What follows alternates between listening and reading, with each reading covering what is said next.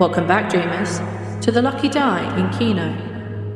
Previously, Greff calls his sister, Ivoris dreams of Dendar, Kaz shares their difficult choice, and Suvi learns more about her new friends. The sailors talk about their fears for the future and lament the loss of their past. Kaz shares their worries about a potential choice they may have to make, as Suvi worries about her place at home when she returns. And whilst Baskin is sick, Greff tries to weather the storm as the others heal the sickly captain. What can Daisy discover about mortal avatars? Would Suvi be able to return home to her animal friends? And what did the cow do to feel shame? I guess we're about to find out. Welcome back to the Lucky Die.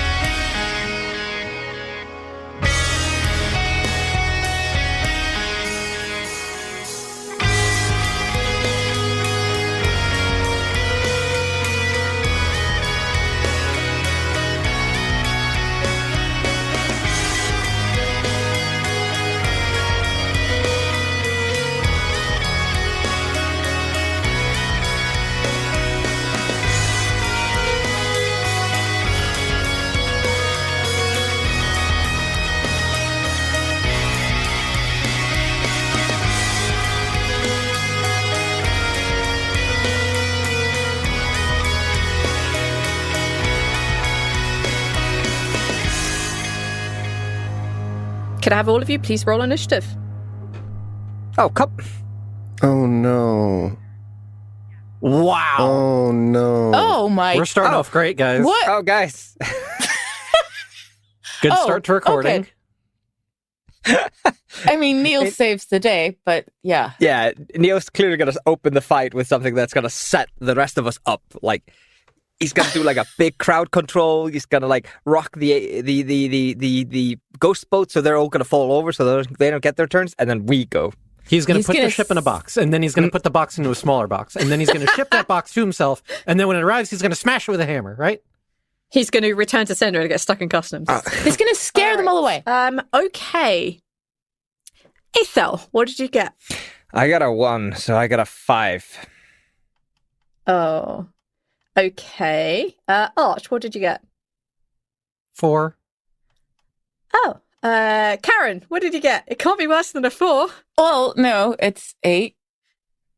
So Okay. not All right, that's much worse. That's not too bad. I mean, that's all right. Neil, what did you get? 18. Ah, there we go. 8 is twice as not worse as a 4. Well, my guys didn't do much better than y'all. One of my shadow type creatures got a 3, and the other shadow type creature got 16. So I have that. Is this a 2-person ghost boat? There's more of each type, Hey, you got my hopes up but I'm having there. each type go together. All right. Okie dokie.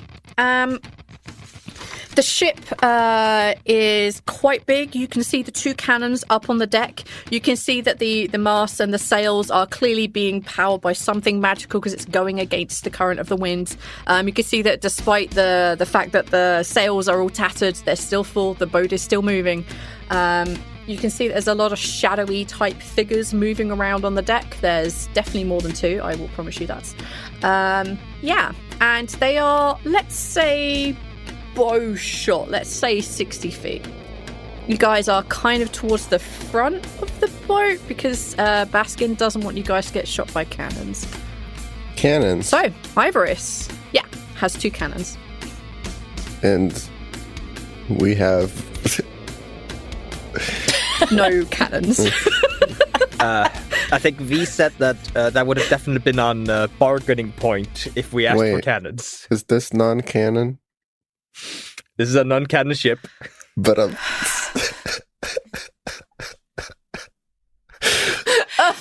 We are all out a of little mana. bit proud how quickly I picked that up from you, Neil. ha ha ha. Funny goof. All right. So, Ivoris, what do you want to do? Ivoris goes to Baskin. Yep, Baskin is very concentrated on keeping the boat away from the cannon lines. Can we outrun them? Baskin shakes his head. This boat will not outrun that. The best Baskin can do is keep it away from the cannons.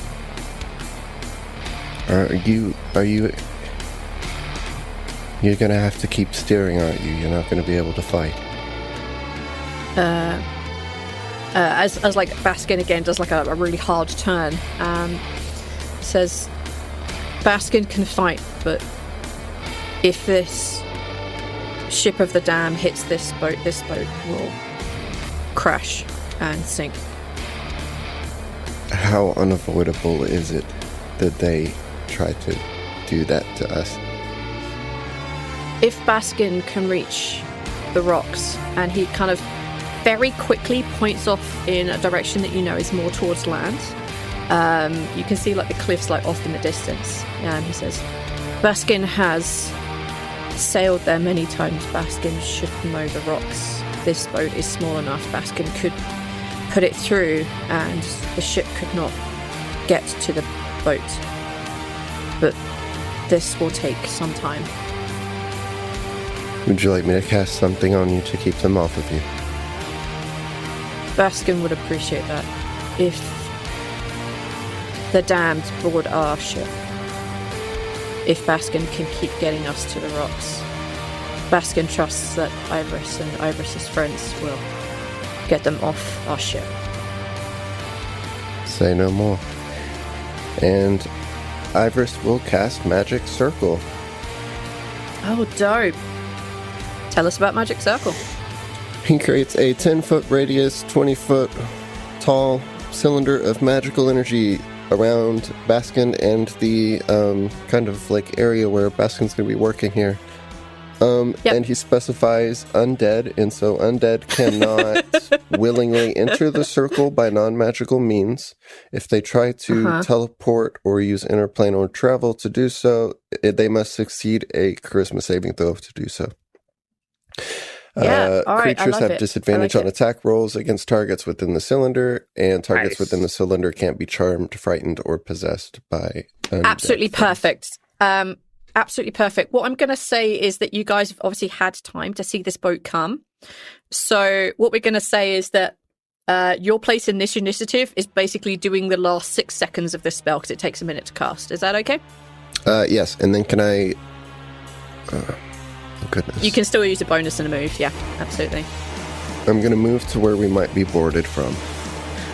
Yep, basically, yeah, you just need to be one side of the ship because Baskin's just kind of circling around it and drawing the boat towards where he knows where these dangerous rocks are. You definitely pick up in his tone that this is dangerous for you folks as well, but it's probably better than being destroyed by the ship of the dam, so yeah. Yeah, you can absolutely move to that position. What kind of action is becoming a big snake monster? This went places. I can do all the things that I can do as me in the snake monster form. I just have, I believe oh no, I don't. I have the same stats. Okay, that's fine. So it literally only benefits me to do. It's just awkward for myself in RP. Let's just say it's a bonus action. I'll just write that on the sheet as well so we don't forget. Boop! There we go. Okay. Yeah, say it's a bonus. It's fine. Okay. And is hugs a free action? Always. Okay. I hug Baskin. And then he turns hug that into takes a less snake than monster. 3 seconds. Yeah. Baskin doesn't seem quite as phased. He's really concentrated on not being smacked by a ship and making it towards some jagged rocks. But he kind of nods at you and returns like his brow furrowed back to just trying to wrestle with the ship. All right, great. You're ready and waiting. The ship moves 10 feet closer. Suvi, What would you like to do? The ship is about 50 feet out now. And I've never fought as this character before, so I'm gonna need help. I'm just gonna put that out there straight away. Yeah, that's fine. Okay. So she can transform into some kind of wild shape. Can she do magic while in wild shape? No. I don't think so, because a lot of the magic requires like hand movements and specific vocals. Can't necessarily do that. See, that's the answer I didn't want, but it makes sense. You would need to be a level 20 or level 14 Circle of the Moon Druid to do that. Yeah, I'm none of those things, so that doesn't work. None of that stuff. But you said it was 50 feet away from us? Yep. Okay. So, how about I do something called Freedom of the Waves? Okay. Give that a click so I can figure out what that is. You've got my attention. Yeah. A thing. Well, that's new to me. All right. So what does Freedom of the Waves do? Okay, you conjure a deluge of seawater in a 15-foot radius. No, that doesn't work. It's a 15-foot radius. Yeah, it does. It's radius. You can cast it 120 feet. Away feet. from So you. that's what I looked at. Okay. This would centered on a point within range. This water takes the form of a tidal wave, a whirlpool, a water spout, or another form of your choice. I kind of like a tidal wave. Each creature in the area must succeed on a strength saving throw against your spell save DC or take 2d8 bludgeoning damage and fall prone. You can choose a number of creatures equal to your spellcasting modifier, minimum of 1, to automatically succeed on this saving throw. Holy shit. God damn. Okay. Okay, now you're going to find out how many creatures I have. Cool. Okay. Yeah, you definitely do this. It kind of, you said you wanted to be like a tidal wave, right? I wanted it to be a tidal wave. Oh, yes, I did. Okay, all right. Well, the ship fails. So it's going to take some damage, but it can't fall prone. It is immune. DM shenanigans. We'll see about that. Okay, all right. Oh, I guess when it's prone, it's sinking, I guess. Or at the bottom of the ocean.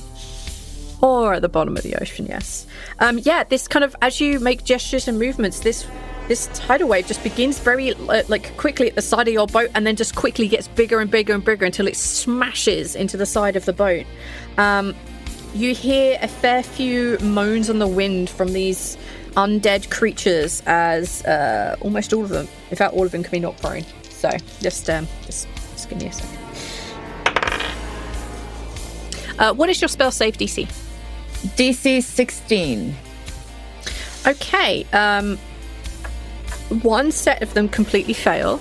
And you see these kind of much smaller kind of creatures just get knocked and thrown backwards as this deluge of water just goes completely over the top of them. And you see them all struggle back to their feet. There are kind of much larger creatures with hands that are very much more like really big claws, and you can definitely see kind of like skeletal frame within the shadows that they are. All of them just stand up tall and just take this to the face. Okay then, Greff. Yes. What would you like to do? The ship moves 5 feet closer, so it's now 45 feet out. Well, I think Greff just has to basically pass his turn. Greff does not have almost any ranged abilities, as far as I remember. Yeah, so I have a single throwing dagger, or maybe a couple of them. I don't think I wrote down the amount I had. And I ain't chugging a throwing dagger 45 meters. This ain't squash. So I think Greff is going to do his best to move about the boat and fasten down things that we don't want to lose. Because if we do get rammed, if we do get into a fight, there's probably a lot of things there that could easily be knocked prone and they could roll around and start being hazards. So I think Greff is going to spend his turn making sure that the boat will not become a hazardous fighting ground when inevitably we get boarded by spooky ghouls. Hey, well, Greff, why are you tying ropes to me? I'm not into that. Jesus, oh my god. You are a danger to me and everybody around you. Thank you, I think. All right, Greff, you definitely spend your time securing everything on the boat that could potentially cause harm if it started rattling around, or could be stolen, which you kind of need. So yeah, that's absolutely fine. Okay then, Kaz. Water. Oh, the ship moves 5 feet closer. It's now 40 feet away. What would you like to do, Kaz? Go away. Kaz is just... You can flee. I mean, that's an option. Well, yeah, we're gonna flee while I put this thing at the bottom of the fucking ocean again. Kaz is gonna go to the side of the boat, throw his hands out, and pull a Moses and literally just split the ocean under the boat. Yep. Can you link that ability? It's a big one. Control water. It's concentration for 10 minutes, and I'm specifically parting the water underneath the ship. You cause the water in the area to move apart and create a trench. Trench extends across the spell's area. A cube up to 100 feet on a side. Yes. So you can do 100 by 100 by 100 cube. Let's see how deep the ocean is, shall we? I'm gonna Google how deep is the English channel? Channel? How deep is the English channel? Canal. My fucking brain. Jesus I love Christ, it. hell. The Chanel of the English. All right, that tells me in meters, which is really nice, but I need to know what that is in feet. Isn't it like roughly 3 feet per meter or something like that? Yeah, it is, roughly. So the average depth of the English Chanel is 207 feet, but its deepest point is 571 feet. You're in the ocean, bud. Like, you aren't going to make a trench down to the bottom of the ocean. Okay. Oh, I still sink it. Yeah, you'll be able to get it into that giant 100 by 100 foot hole, but you're going to have to get it in such a way that you're not going to fuck your own boat. Does that make sense? So I do that. Okay, you split the water in such a way that it doesn't affect your own boat because you have control over the water. You managed to create a good 100-foot deep hole of water that this boat just glides into at 5 feet 6 seconds, which sounds really slow, but that's what we're going with. I would like you to please roll. Mm-hmm. I would like you to roll 9d6, please. That's a lot. Okay. 26. Okay, as the water parts and the boat just goes straight into this cube of voids that you have created in the water, and as the water begins to splash back into it and slowly begin to refill that area, you can tell the boat has taken significant damage as you hear the cracking of the bow, as you hear some parts of the boat literally just break. You hear the Wilhelm screams, at least one creature falls off the side of the boat. You do 26 points of damage to the ship. And that is a concentration for up to 10 minutes. Okay. So I'm going to hold on to that because there are other effects I can switch it to if I need to. Okay, nice. All right, Kaz, is there anything else you'd like to do? That would be it. Okay. The boat has definitely moved at least 5 feet in your direction as it falls forward with momentum. So it's now 35 feet away, but about 100 feet down. As you kind of look across and you see there's the mast of the boat is it's not quite up out of the water at all. You notice that the boat, and you see all the creatures below you. You see probably nearly half a dozen of those small creatures that Suvi just managed to knock and blow down mostly to their feet. You manage to see some of these larger ones with claws just kind of running around a little haphazardly. But at the wheel of the boat itself, you see this one smaller kind of just a mist, a dark mist around it. And standing behind that, you see a very big creature. They have what looks like horns that go up and then protrude backwards. They're clearly bedecked in some sort of thin armor, and they're holding in their hand what looks like a telescope. That is what you see looking down at the boat in the water. Ron? No. Okay, that's their very, very scary looking thing down there. You see him push his hand forwards, and you see the sails fill themselves in a slightly different way, and you see the boat move at rapid speed across the waves that have been created at the bottom of this 100-foot cube, and it smashes into the water on the other side in a clearly upward trajectory. That's the end of that particular set of creatures go. Ivoris, what do you want to do? Oh no. The boat moves more than 5 feet towards you, but it's underneath you, and I think it might be coming up.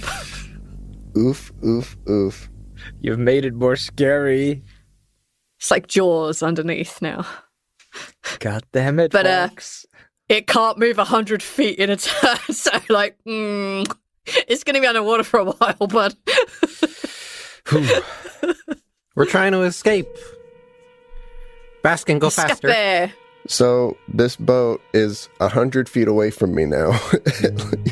I'm just going to say, because it did move forward at some speed, it is directly underneath your boat. If it came up, you guys would be in the boat. In your boat. But it is 100 feet. It is about Okay. maybe 100 feet down. Yeah, it's definitely coming up, but it's about 100 feet below you. What is this shenanigan you've made, Arch?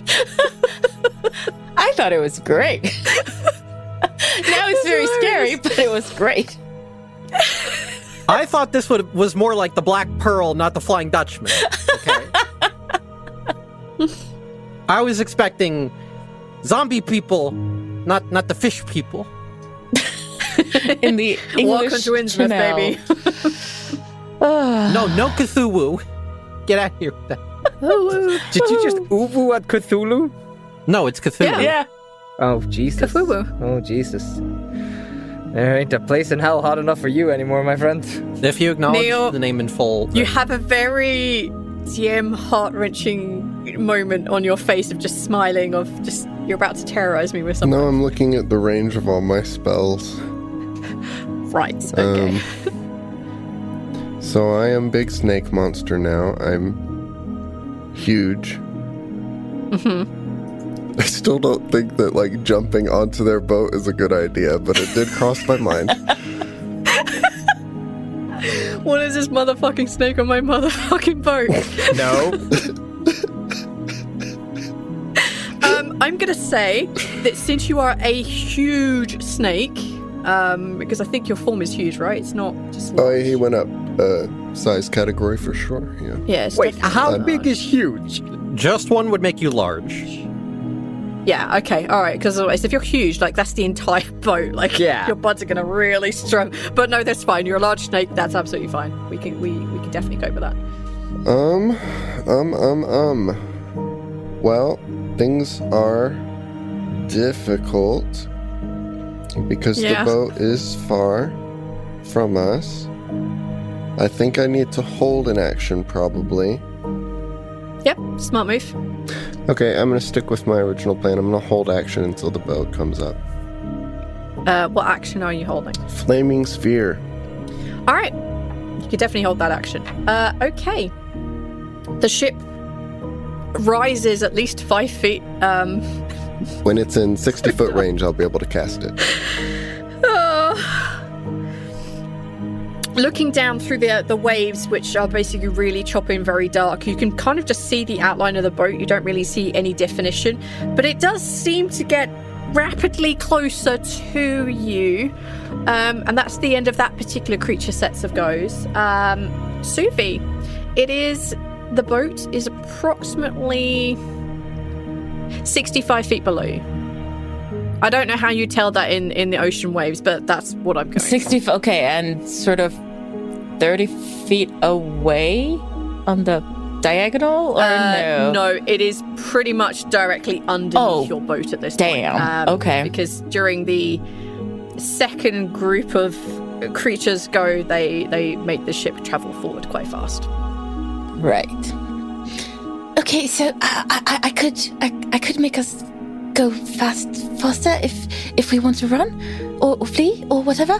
But I could also do some weird thing to hurt them. What do you think?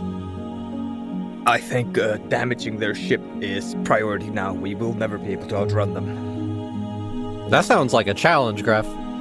Okay. Go ahead. Prove me wrong, please. Okay, maybe we will. I did ask Baskin about that. Didn't I? I think I did. Baskin's like, you can see that he's obviously indicated that the faster the ship can go, the better, because he wants to save the ship if nothing else. Yeah. So Baskin is very much on Suvi's side of let's get going. Suvi, go faster. I got a plan. Is that okay for you too, Greff? Yes? I threw down a gauntlet. He pulled it up. Yeah, let's go fast. Baskin says Greff doesn't have a vote. Okay, I'm gonna go with Baskin. And she does a thing. No, she does gust of wind, which of course I also don't have on my sheet. But Baskin picked up the gauntlet and smacked you across the face with it. I think Greff's just looking between Cass and himself, just like, I think she just overruled both of us with Baskin. Like, you gonna take this, man? You gonna take this? What? I'm part of the plan. Don't look at me. At this point, Baskin just wants to leave. It's not like Suvi and Greff have both proved themselves as able sailors and useful members on his boat. So yeah, like he's just going what he thinks is best. You're a snake. You don't have a say in this. Say in this. I now added gust of wind to your sheet. A line of strong wind, 60 feet long and 10 feet wide, blasts from you in a direction you choose for the spell's duration. Each creature that starts its turn in the line must succeed on a strength saving throw or be pushed 15 feet away from you in a direction following the line. Any creature in the line must spend 2 feet of movement for every 1 foot it moves when moving closer to you. There are too many move verbs in that sentence. I have no idea. Basically, I will allow you to propel the speed of the boat twice as much. Because there's lots of you can change this, and then this happens, and this can happen. But you know what you're doing. You and Kaz both used the spell quite a lot to propel the boat previously. You know what you're doing. Yeah. You know how to do this. You know how to manipulate it. We know how to ignore the text on Gust of Wind to make it so your boat could go faster. That's absolutely Thank fine. you. Okay. It makes sense if you don't think about it. Yeah, exactly. Yes. And it kind of does as well. Like you're druid, you are in touch with nature, you know how to make the wind move because that's literally what you're doing. So you can do that. So for every round that you concentrate on this you can do this for a minute. I'm going to say that you double the speed of the boat for that round. Cool. Which will make Baskin much happier because it'd be much closer to the jagged rocks that might kill you. That's great. It's great. It's all good. And it's a concentration, right? So I'm not doing anything else. Yeah, that's it. Basically, I'm done. Yep. Sure. Yep. All right. Great. Fantastic. That is Suvi's go. Greff. Sorry. The boat rises closer. So the boat is about... Neil just grabbed the first time she said that and just play it every time. 60 feet. It's 60 feet from us now. Yeah, 60 feet below. So you can use your spear sphere. goes off. Okay, tell us what the spear does. Fire. It makes fire. A 5-foot diameter spear of fire happens in the choice of unoccupied space of choice. Probably at the helm. Yep, that's fair. Any creature that ends its turn within 5 feet of that spear. So the two main things that you described, the big baddies that seem special, I guess. Must make a the mist and the big bad guy. Must make a dexterity saving throw. The creature takes 2d6 fire damage on a failed save, or half as much on a successful one. And that damage increases for every spell slot above second. By 1d6, so that's 3d6 higher. That's 5d6. Holy shit. So now there's a ball of fire in the water underneath us? On their ship. Right! So you see a blast of fire, it just turns into steam, which fucking hurts. Okay, so the creature failed. And it would, in what I can see, does 20 points of fire damage? Yes, plus Radiant Soul. I get to add my Charisma modifier to one Radiant or Fire damage roll. Very nice. Go for that. So that is an extra 5 damage.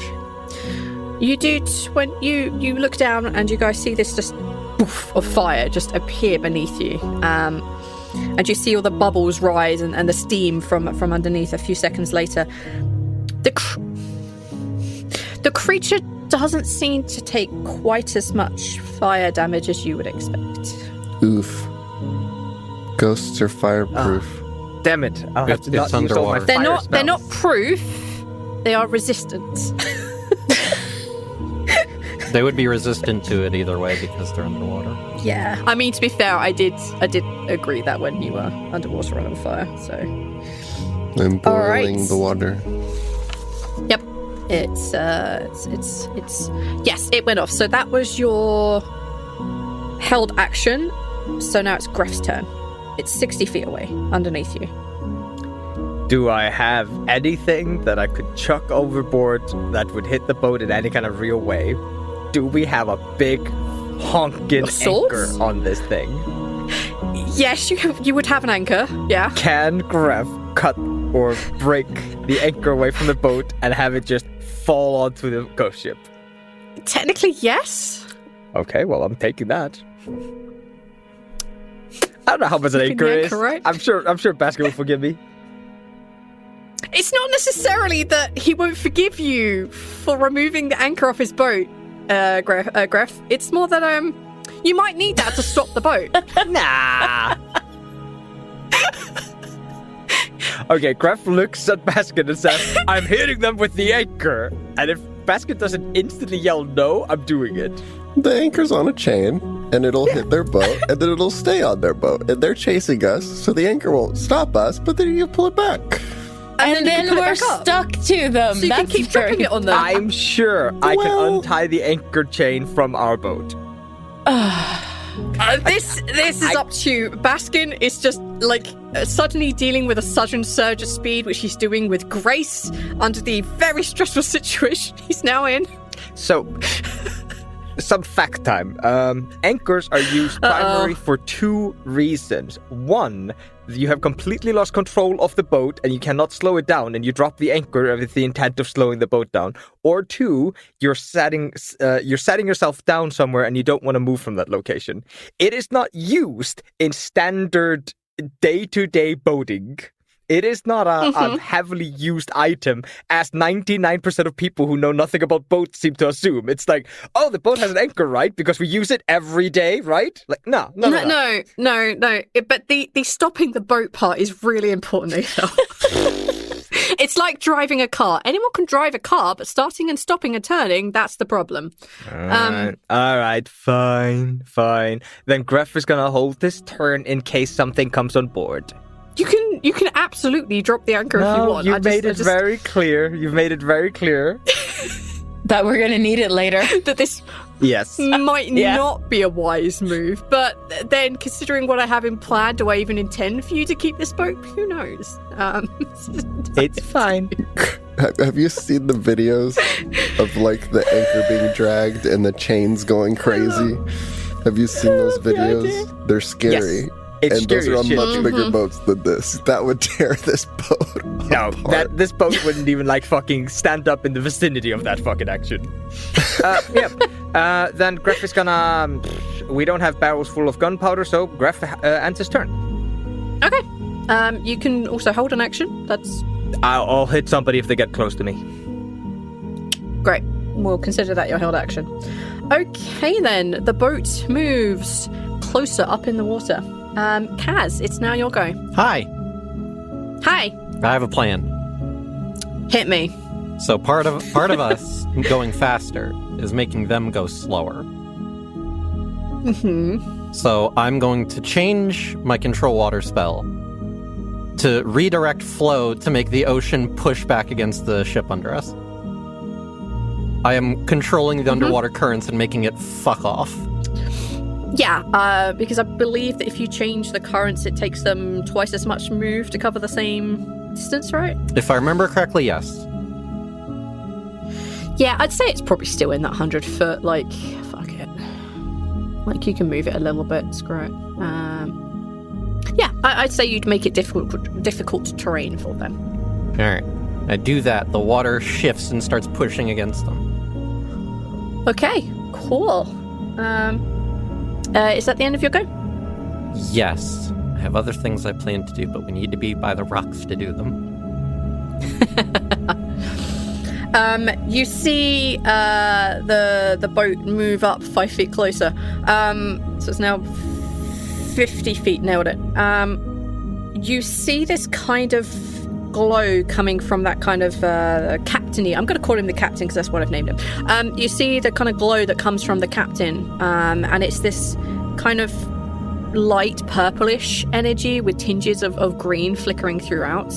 And you see that the boat begins to rise much, much more rapidly. It is still quite difficult for the boat to move, and as the boat that you're on, the one that has now been propelled forward, the ship is no longer directly underneath your boat. You begin to see like the top of the crow's nest come out of the water, but it clearly is not able to get any higher this round. Your boat is beyond the ship, only a little bit though, and you can see the crow's nest a couple of 20, 30 feet behind you. All right, Ivoris, what do you want to do? Okay. I'm gonna bonus action move my flaming spear to the correct location. It can move 30 feet, so I'm pretty sure it's still good to make absolutely, it there. Yeah. I'm going to continue to make life hell for whoever is steering the boat. I think the flaming spear has a 10-foot plus 15-foot damage kind of radius. Okay. 5d6 for that. That's 18 damage. It's still fire damage. Yeah, let me just do the dex save. He nat 20, so he only takes half. Okay. And whoever So is that's- directly directly steering, Yeah. I'm going to create a bonfire right underneath them. You can go ahead and have resistance to fire. I'll just make more.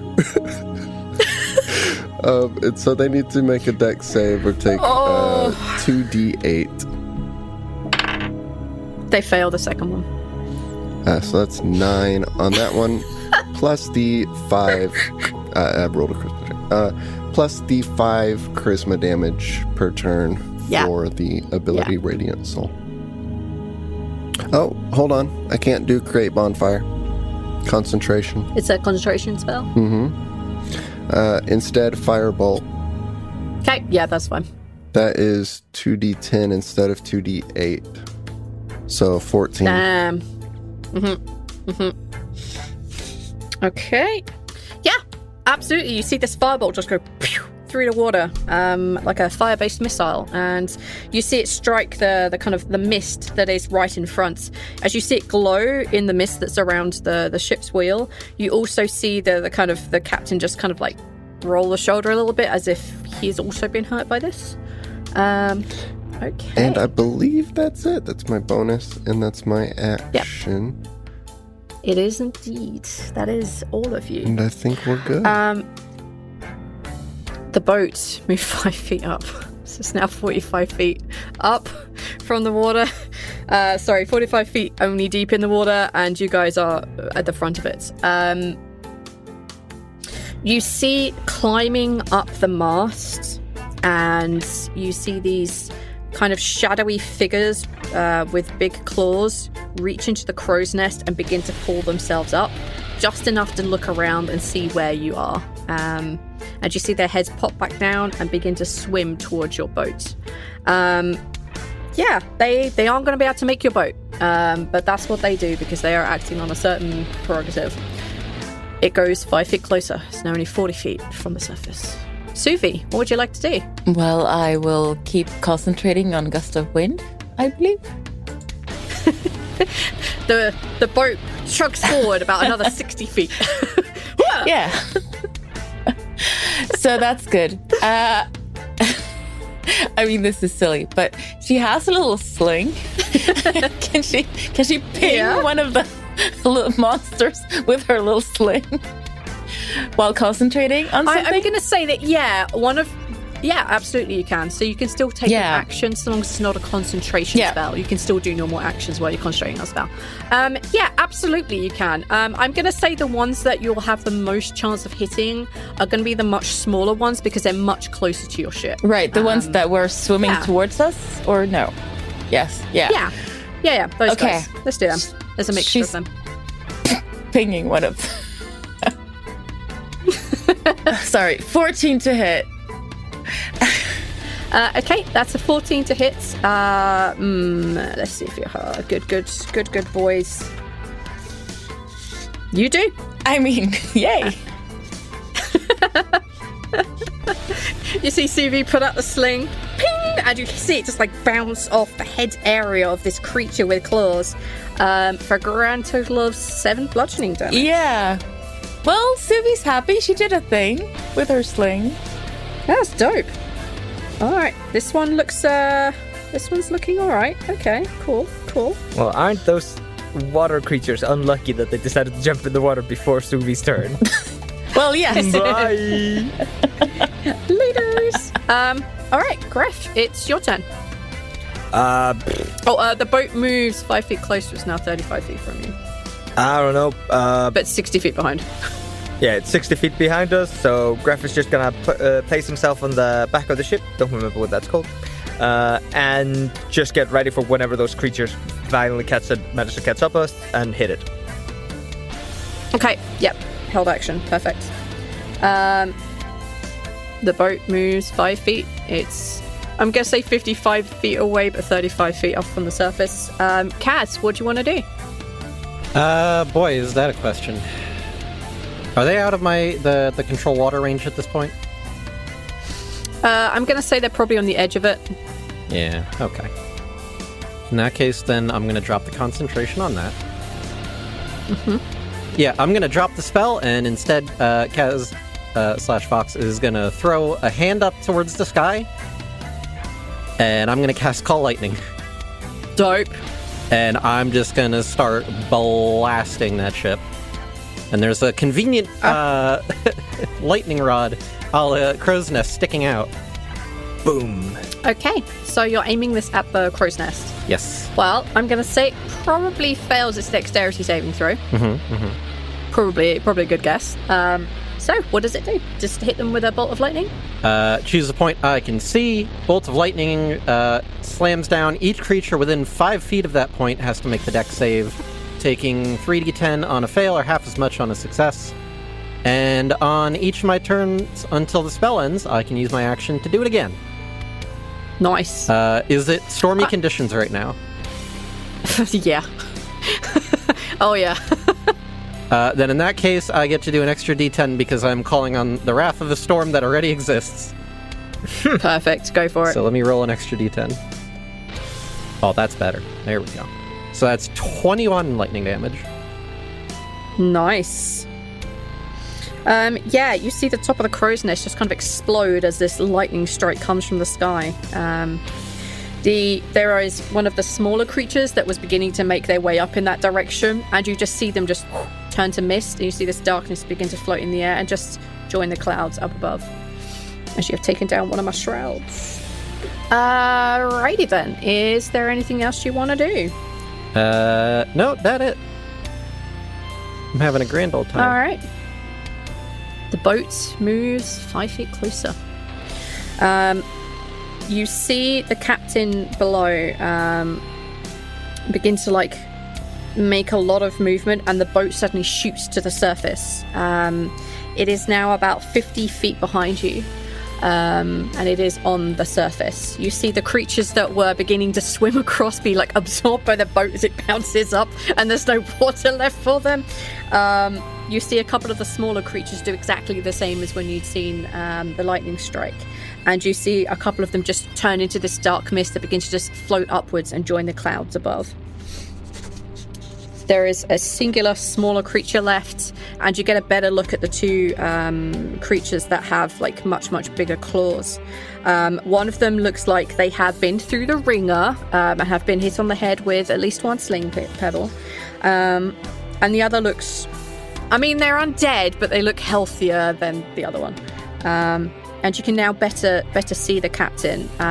You can see that the horns are not as pristine as you thought they might have been. There are kind of holes in them. It's obviously someone who is clearly undead. And they have this dark energy that is all around them. And you realise that as they kind of begin to move their body about and make their way towards the front, you can see the mist begin to shift and react to their movement. And as they walk away from the helm, you see this kind of misty trail that goes with them that clearly links them to the captain of the ship. He is going to... where are y'all on the boat? I'm at the back. I'm in the middle. Same. I am wherever they might have been boarding from, so theoretically the back? Okay.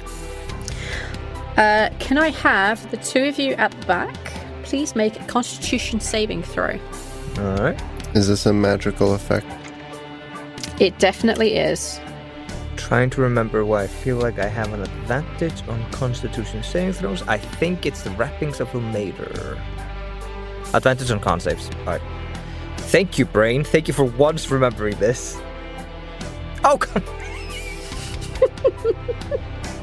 What did I roll? Are you, I rolled the 1 and a 2. right there? I rolled the 1 and a 2. Oh, that's amazing. Okay. You know what I'm gonna do? I'm just gonna spend my Indomitable now. You can re-roll a saving throw that you fail. If you do so, you must use the new roll. So V, do I fail Okay. on an 11? You have to answer my question. Yes. All Yeah. right. Well, guess what? I'm rolling 2 more fucking dices, and It says you get to roll once, not twice. No, it's just a re-roll. And since I have advantage, I Okay. roll both, I assume. I would not have thought so, but yes. Go ahead. You're a silly person. 24, there you go. So, you might want to... No, I'm joking. Yes, you pass on 24. Neil, are you going to roll your Bardic Inspiration? I think so. I don't have magical resistance to the damage if I fail. So when I am at risk of failing, I think I need to. So I'll go ahead and do that. Suvi, you have all of your uses of your Bardic Inspiration. Yeah, I can give one a just- day, so I I think you have can one left. on my turn I can hand you one, Neil. I should be okay. This is from an older one, right? And you said they linger around. for Yeah, some we special decided that the reason. ones from Suvi's music would stay. Okay. It's a 1d10. Oh, okay. 8 added to the 14, so... On a 22. 22, you as well pass. As you see the captain, as he's making his way, basically is at the front of the ship at this point. He throws his hand forward and twists, and you see this, what starts off as a really, really fine point suddenly explodes forward out into a cone of cold, and each of you would have taken 39 cold damage. Oof. So it's 19 cold damage since you both succeeded. I could take that. Yeah, with your stupid health. You did this to yourself. I know. Could and should are two very different things, though. Regrets.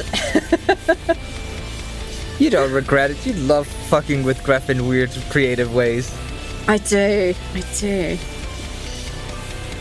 All right.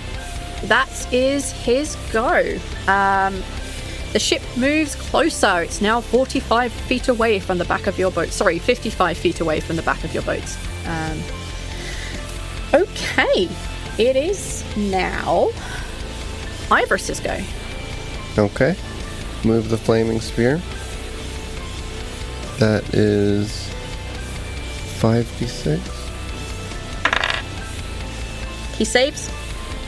So that's 15 in half, I guess, on a save. Is that how that works? Yeah, but you also Yes. add your +5 for your charisma. +5, yes. I was Yeah. also going to do Firebolt again. Nice. That's a 20 to hit. Yes, that definitely hits. That's 10 fire damage on that one. Okay. Do you also add your +5 for charisma? It's on one fire or radiant roll, yeah, damage gotcha. effect per turn, so just per turn as long as it's added. Yeah, no worries. Okay. Like you shoot him in the chest after you've moved your flaming spear of fire in his direction. He doesn't hurt as much as you'd want it to, but yeah, he's doing all right. He's doing all right. The boat moves 5 feet closer, unless there's anything you want to do in a bonus action. My bonus action was to move my spear. Right, great. It moves 5 feet closer. It's now 50 feet away. It is now the small boy, the small one, the only small one left. He is going to... you see the smaller of the shadowy creatures that are still on the deck turn into this mist, and the mist becomes like a really pale grey colour. It becomes actually kind of difficult to see in the storm that is passing overhead and the surf of the waves. And you see it moves incredibly quickly towards your ship. And the next thing you know, this being wearing clearly an open white shirt and kind of baggy shorts, wearing sandals and a bandana to keep his hair held back. You can see this shadowy figure is now on your boat. That's all he can do on his round, because he had to do the dash thing. He just wanted to get on your boat. So, that was his go. The boat moves 5 feet closer. What do you want to do, Suvi? Shit. All right, should I keep on the speed thing, or do something about that thing there? Any ideas? Wind! Yes. Okay. Yeah, you can see there's a tiny smile on Greff's face to finally get to hit something on the goddamn boat. Yes. Okay. Unless you can target their cannons. With the... I mostly have, big things, like lightning or ice storm, stuff like that left. That's not going to target any sort of specific thing. It's just going to go... Yeah, and since they're already flying anyway, I don't think it's gonna help much. Okay, well, she's going to concentrate, and then she's going to give Ivoris a bardic inspiration as a thing. Nice. And she could use her sling again, I guess. I mean... Thunk. Yeah, she can ping the thing. Thunk. And maybe it'll do something. Who knows? 14 to hit, 4 bludgeoning. That definitely hits. I'm assuming you're smacking the guy. Yes. That's on your boat. Yes. The thing. There. Yeah, you see this kind of pebble that has just shot out of your sling. It kind of hits him in the kind of chest area, and you see him recoil, and you see the cohesion that keeps most of his mist together begins to lose a lot of it. He's not gone, but he's definitely in a bad way.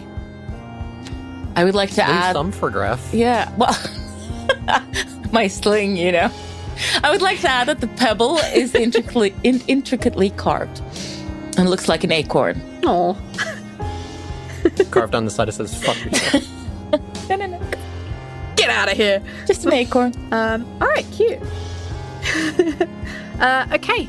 The boat moves 5 feet closer. Greff, what do you want to do? I want to charge the fucker that has boarded the boat, and I want to hit him with my swords as many times as I possibly can. Okay. Go for it. You're not gonna move him away. Afraid of no ghost. You're not gonna. Nope. Alright, fine. I'll just hit him. But if he takes more than a certain amount of damage, I mean, he might just teleport away as a spell-like ability, but not a spell. Glad we have to specify now. I'm assuming he's not being distracted, threatened, or in any way giving me advantage on my attacks. So I'm just gonna hit him. Hey, I just threatened him with my sling and my acorn. V? Very threatening. Do you know what? Fine, I'll take it, because he was probably a little bit shocked that he just got shot with an acorn. So yeah, absolutely. Go ahead, have the advantage. Why not? He's a little bit surprised. That's a 23 to hit. That definitely hits. And that's 28 slashing damage on my first hit. Holy crap. You don't need to hit again. As you see the entire form of his just disappear. And he does exactly the same as the other creatures of his type, where they just turn into this mist and slowly go up and join the clouds above them. You notice that the clouds above you are suddenly much, much darker and much, much more rumbly. No, come back! I have 2 more hits in me! Come on! Attack the darkness! I think Greff definitely in frustration just swings his sword into something on the deck, just out of a pure are you fucking Don't kidding me? damage the boat. It's a rental. It's only a little this. boat. It's gonna crumble by the strength Get of back Greff. down here! Yeah, I think I'm gonna spend the rest of my turn cursing the skies. That's a free action, my friend. All right, the boat draws closer. Gas, what do you want to do? It's about 30 feet out at this point. Okay, so there are cannons. Yes, there are cannons. Are there more bad guys on the boat still? Yep, there's 2 shadowy claw type creatures, and there's clearly the captain. You thought you maybe saw more of them when you were looking down, but they're definitely not on the top of the ship at this moment. They've either been destroyed, flushed away, or they're in the boat somewhere. Okay. You can't tell. You know there were more, but you can only see 3. So cannons. Yes, there are 2 of them. They need gunpowder. They are also not pointed at your ship right now because your boat is going straight forward, and they were directly underneath you and are directly chasing That's not you. my so concern. the cannons aren't. Yeah. What I'm Okay. thinking What is your... is I call lightning in the vicinity of these cannons and hit a gunpowder keg and just kind of, do a Sea of Thieves kind of thing where it just kind of, and just... All right, I'm going to have you make a ranged spell attack if that's what you want to do with it. Yes. Because it is lots of movement. It's on a boat, which is clearly going up and down. Everything's going forward. Lightning doesn't necessarily directly hit a specific point. It'll fork and everything on the way. So I'm going to say I will allow you to do extra damage, but you are going to have to roll a spell attack for it. I will accept. I accept these terms. Now let's see if this works. There's a 22 hit. Yeah, 100%. That's going to fucking nail it, mate. He throws his hands I up would again like and you a bolt of to lightning slams down. roll. Let's say 8d8. That seems pretty reasonable. Christ, okay. Don't forget, if the enemies have gunpowder. If you use my gunpowder against me. 47 damage. Yeah, you basically blow one side of where the cannon was just completely away. The cannon just goes spinning off, and it hits the mast, and you hear the mast crack, and then it falls into the deck below. You've caused significant damage, my friend. Druids. We're not good at everything, but what we are good at is fucking shit up with the elements. All right, nice. The boat looks somewhat worse for wear. I mean, it already did. It's a ship of the damned. It did look pretty rough anyway. But that's not the point. Okay, is there anything else you would like to do? Dad it? Okay. The ship moves closer. It's now 25 feet away. The captain again raises his hands, and you see a slight flickering of the... You see a slight flickering of the mast. No, what are they called? Sails. You see a slight flickering of the sails, and you see the helm, the ship's... Oh my god, I can't word. The ship's wheel twists just a little bit, and the boat is directly on the butt end of your boat. Within a few seconds, this boat is going to begin to plow into yours. The captain will take a few steps forwards, so he's standing right on the edge, and he will jump onto your boat. There you go, Greff. Oh no, don't worry. He's gonna turn into mist, or I don't know. He's gonna paralyze me, or turn my swords into fucking water. Don't worry. Flowers. Somehow everything's gonna come up not Greff. He is going to pull out his... He flicks his telescope so that it would, do the thing where it's compressed and then like ping outwards so it expands. He does that, but it turns into what is clearly a sword. He's going to twist it round and he's going to rend at giant snake or not giant snake? Giant snake, giant man. Giant snake, really angry man. Giant snake, really angry man. He's going to go for the snake. He lifts his sword and he slashes twice very, very quickly. Let's roll the hits. Does an 11 hit your armor? No. No, I didn't think so. Does an 18 hit your armor? Yep. Cool. I need you to make a wisdom saving throw, please. Oh, no. Actually, don't worry. I know you're immune to this effect. Never mind. You take 20 points of necrotic damage. Oof. You're not even And he slashes across like the chest area of your snake. A portion of your snake. He basically cuts a little cross onto you. And as he does that, he kind of flicks off whatever blood from your snake it is, and he points the sword in Baskin's direction, but that is all he can do. The boat does not continue ploughing into yours. It stays exactly on the back of your boat. Okay, it is now Ivoris's go.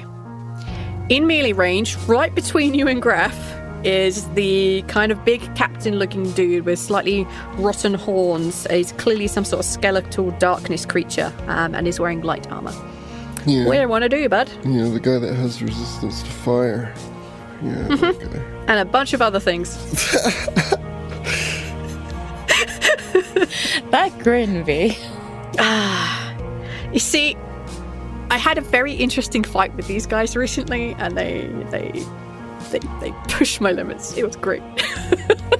Tiny bit of revenge. I'm gonna get very mad at him threatening Baskin, and I'm gonna do 3 melee attacks because I think trying to constrict a ghost is dumb. Yeah, even without a wisdom save, you know that Ghost, even though he looks quite solid in his movements, he clearly is a ghost of some sort. Yeah, you can't grapple a ghost. Yeah. That's just not a thing, my friend. So instead, I'll try to bite him. Fair. Nam nam nam. Oh. Okay. Are my bite attacks plus dex? There should be plus strength. Okay, well that's bad for me You got this.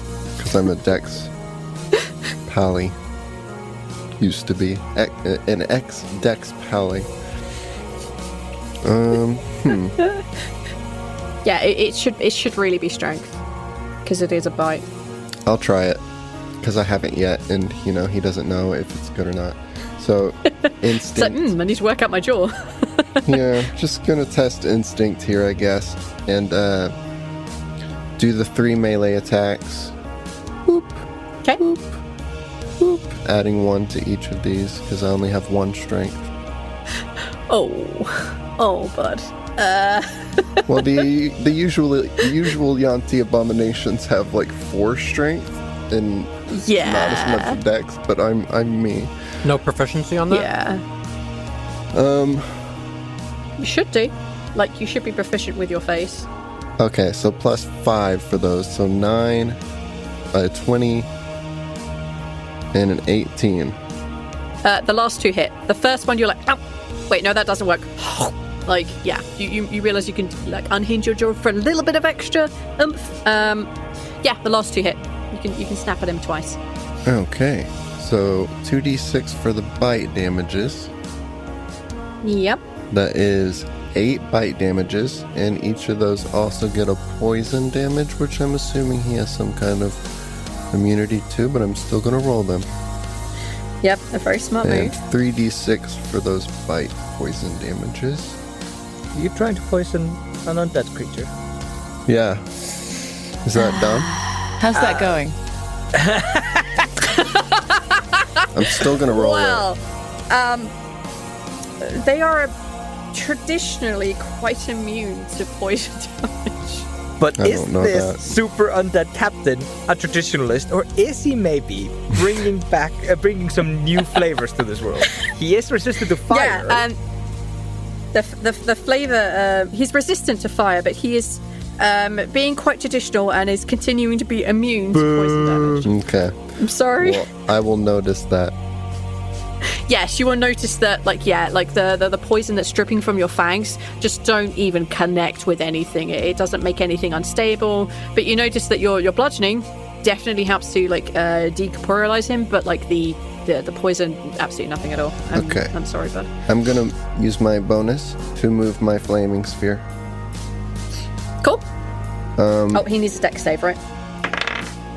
Yes, I'm gonna move it in kind of a little circly whoosh type pattern, and slam it into him, but settle it kind of behind him where he came from, so that anything that tries to get on our ship has to go through it. Oh, I love it. Yes, absolutely, you could do that. He got a 14 on his dex save. Oh no, I'm sorry, 17 on his dex save. Okay, that probably does it. Let me double check. Oh, okay, yeah, 17 is the save. Yes. Meets beats. Should go to the defender. So yeah, he'll take half damage. 20 plus the 5 for the fire.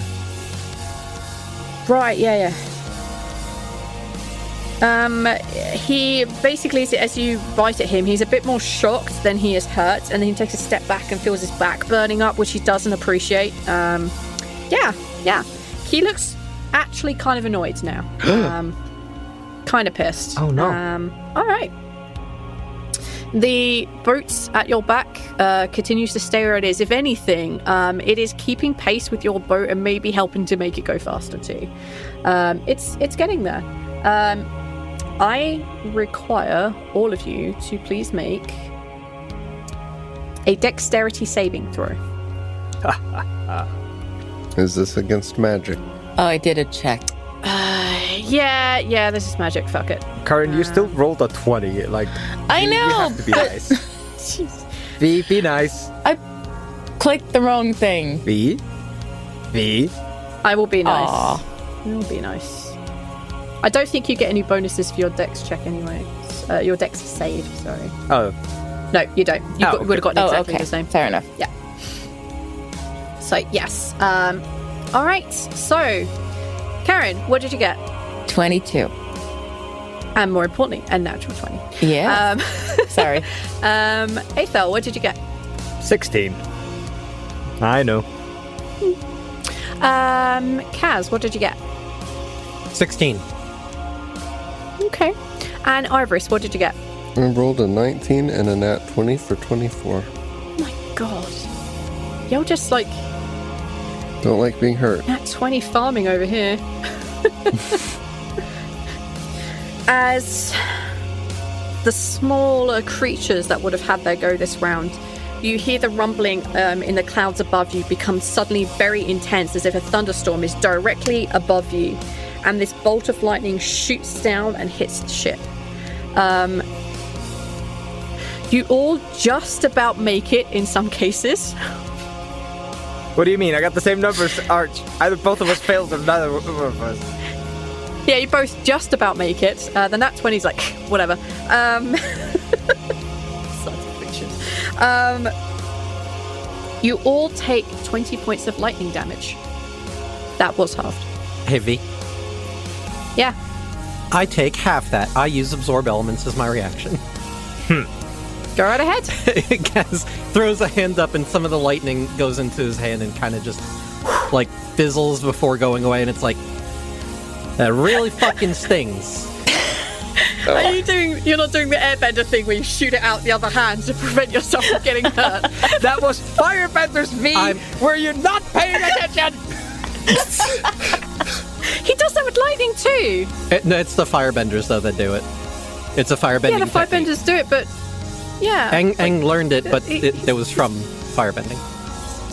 Yeah, but it's like Uncle Iroh is the one who taught it to them. Don't you give that to Aang?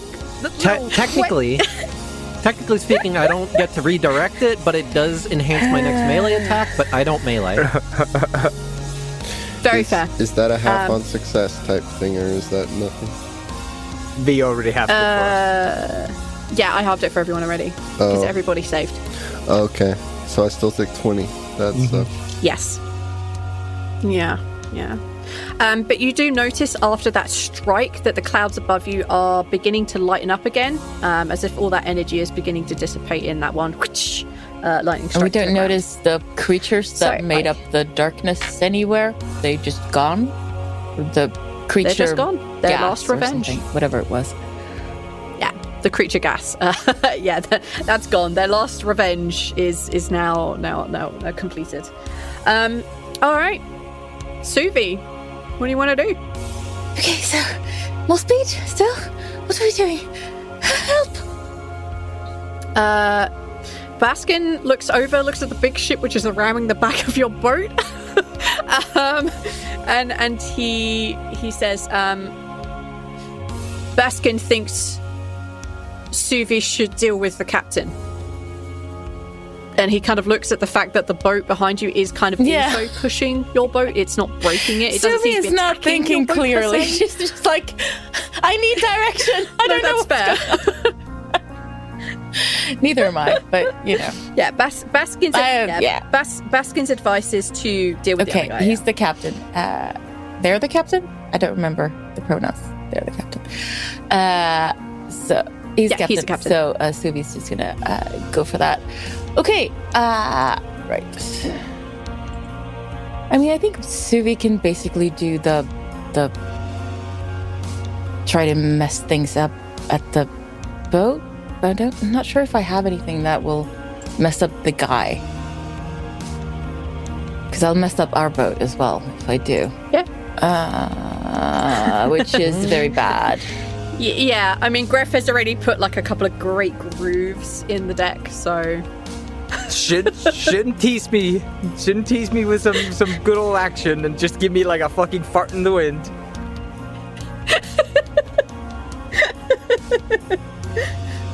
I mean, I can conjure an elemental to attack the guy, I guess. Yeah, don't. Yeah. Let's see. Hang on. Wait, very important question. Are you summoning elemental or conjuring elemental? Conjuring elemental.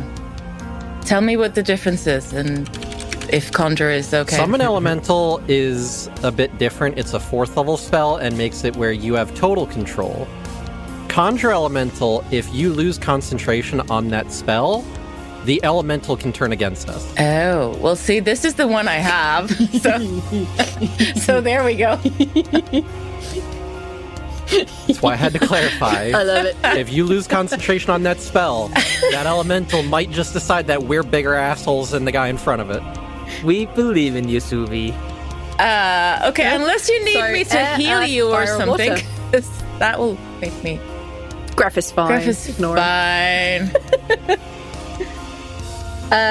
I will, however, note Conjure Elemental is a 1 minute casting time. True. I don't have time for that, right? No, I don't. Okay. Well, I guess an ice storm on whatever's left of the ship. Yeah, I mean, the ship is in also pretty poor looking condition. Somebody did pull crap up a to powder it. keg and drop a cannon through the middle. Okay, I'm gonna do an ice storm. That'll be fun. That's a 4th level evocation. Evocation spells are fun. Okay, so Oh, yeah. DC 16 dexterity saving throw.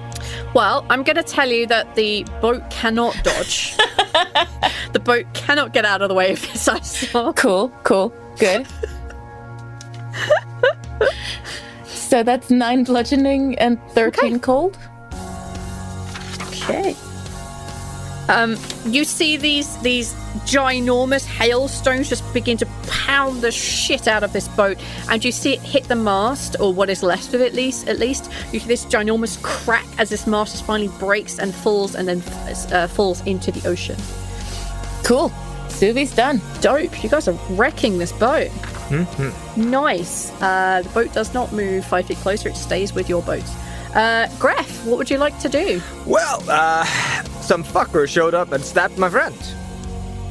Mm-hmm. Well, I would like to repay the favor and show up and stab him. Does he have any friends for me to stab? No, just him. All right, well, then I think it's decided. Is he being threatened by... so... Yes. Yes. He's being threatened by a snake. Yeah! He sure is. Oh no, 50 to hit? That hits. Oh, it does. Alright. Yeah. Cool, 26 slashing damage. Okay. And then I hit him again, bringing down the magic sword I stole from that that operative that I'm never gonna have to return now because fuck Kino. 26 to hit. What happened to Orca? Oh, Orcancar's still there. It's in my offhand now. Okay. Yeah. All right. Good point. All right. 26 to hit. Yes, that hits. And then with my backhand, I bring down Orcancar on this fucker. Oh. That's a 28 to hit. Oh, I'm flirting with that fucking crit. I'm flirting with that crit. It looks so good. How do you want to end it? Well, I think I basically like slash it 3 times real fast with the giant swords that should not be able to go that fast. And then I just shoulder, like, crush it into the fire orb and we just never see from it again. The fire orb is still behind it, right? Yeah, that's right. Yeah, you can absolutely shoulder barge this thing into the fire orb. As you do that, the creature, everything of it just dissipates and is absorbed and burnt up by the fire behind it. You hear the creatures on the boat begin to let out just this moan and wail.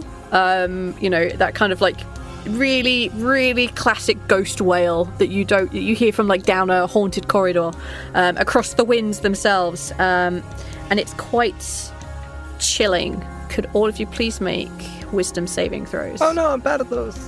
No, Yes. is this magic? Yeah. Yeah, sure. I have to ask every time you realize this. And I still rolled the same number on both of them. All right, Kaz, what did you get? 19. You save. Suvi, what did you get? 18. You save. Ivoris, what did you get? I rolled a 19 for 24 and a 19 for 24. Yeah, you save. Greff, what did you get? Iris, you don't have like any kind of aura that would help with my saving throw, would you? No, but you do have inspiration. Oh shit, I have bardic inspiration. Fuck yeah. Slash It's a D10. roll 1d. I'm not going to tell you whether 9 failed, but the answer does begin with an F. Fuck yeah. Alright, 14 is as high as I can push this. Failure. This is gonna hurt. This is gonna hurt in a non-HP way, I think. I think this is gonna be weird. Yeah, this is going to be uncomfortable. For the 3 of you who saved, you take 15 necrotic damage. It should have been 30, but it is now 15. And because you saved, you don't suffer the after effects. Greff, you take 31 points of necrotic damage because you failed. And you know how I love doing that thing to Greff, where I age him and make him very unhappy with himself? V, no! You see your skin suddenly become very wrinkled, and then they're back to exactly the same as it was before. You are immune to aging damage. Ha! Yeah, take that shitty look back. How bad you thought I was going to be an asshole to you? You would have if you could. Oh. Instant kill. Adding this text to my character sheet. Yeah, I've been holding on to that for a bit. Damn it! To stop aging Greff. This is now my promise to you that no matter what, Greff is not going to be aged, okay? I'm not messing with Greff's age anymore, I promise. Thank you. You are all out of combat. Oh my god. As the storm around you chills and begins to dissipate, the waves themselves become a lot less rugged. The momentum that you had given Baskin on the boat, his boat does pull away from the larger ship behind.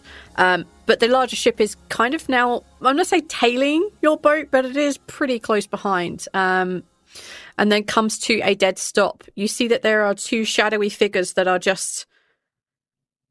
Actually, take an insight check, all of you. I'm going to have Baskin roll as well. And he should roll with advantage. Oh, okay. Well,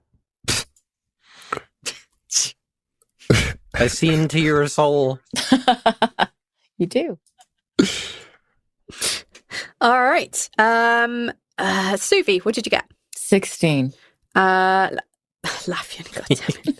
Kaz? 28? Ivoris? 21. That's a natural. Gross. And the other one? Greff. Other one? I got a... My brain has blanked. I've got a 30-20. Filthy 20. Baskin also did suitably well. All of you notice that the kind of shadowy creatures, the ones that look more like beasts, with like talony looking claws, they're just sat on the side of the boat, and they are just looking down, and you can tell that they've lost all sense of purpose, all sense of direction. Anything that they had going, anything like that, they are just sat aimless on the side of the boat, not a threat to anyone. Baskin has kind of stopped the ship going towards those jagged rocks, which may well have hurt your boat, as he no longer needs to go into them. Is there anything anyone wants to do? Baskin, have people killed this thing before? Like, Baskin turns the boat around, but makes sure that you keep a good distance from the other ship. He's still somewhat wary of it. And he says, Baskin has not heard of such tales. Baskin has only ever heard Ship of the Damned take crew members. That once tangled with them, the crew of the boats never seen again. Baskin has never heard of a captain being killed. well, they look kind of aimless, so... Maybe they take down the regenerate or something. What did you just say? I'm sorry, like, my brain did not comprehend that sentence. Well, like, maybe they take time before whatever we just killed, maybe it's gonna reappear back on the ship at some point in the future. That was my first instinct, that this thing would, not stop, but... Baskin's saying he's never heard a story of people actually defeating the Ship of the Damned, or the captain on it, just running away. Right. Maybe there only ever was one captain? They just never had to deal with thunderbolt, lightning, ice storms, and big fuck-off snakes and swords? Yes, that was some good weather, wasn't it? Wasn't it? And very scary, snaky swords. Fantastic weather. Baskin walks over and he kind of he gets that he pats your back, Suvi, and says, Baskin was very thankful. Oh, Suvi's plopped down on her behind. Bends down and taps you on the back. Baskin was very grateful. Suvi's very grateful to Baskin for captaining the boat so well. Thank you. And she sort of Baskin appreciates. pats his whatever she can reach, his calf or something. Yeah. If Baskin died, Baskin's crew would probably be as they are. And he points at the two that are just sitting sadly on the side of the boat. Ships without a captain are cursed, are bad luck, and sad. Well, in that case, I'm very happy that you survived. Not only because I'm happy that you survived, but for your crew as well. If you're considering bringing them onto our ship, there is a consideration that they are undead and that the cleric might be able to sense them coming with us.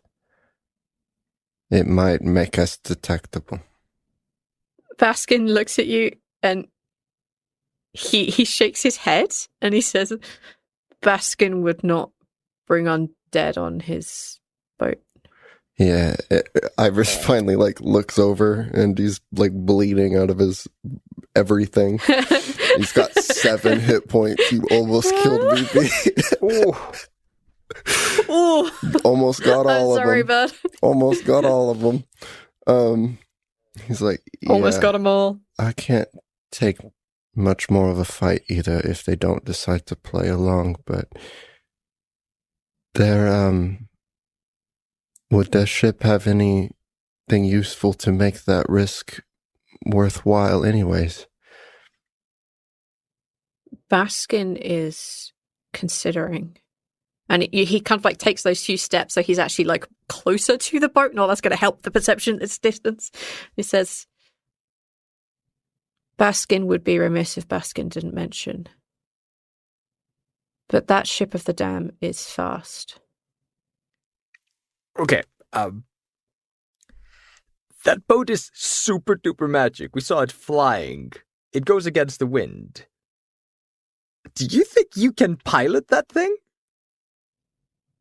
He kind of looks at it, and he raises an eyebrow, and he just like hands on his hips, just like he's genuinely like surveying the boat from here and just like weighing up his skills. Oh. I kind of did put a little bit of a hole on it. Ivoris has retreated back to the magical circle where none of the undead can hurt him. With all 7 of his hit points. If you think you can dispatch them, I'm running a bit low. Oh, not If Baskin is right, and the ship of the dam's crew are aimless, without a captain, the ship is magical. They should be able to repair. They may have other crew. Greff is competent crew. Suvi is helpful. I'm helpful, but this is very scary. Very. He kind of like, he looks back and smiles again and then returns to pensive face. And he says, and Kaz helps the ship go faster too. Baskin would have to look.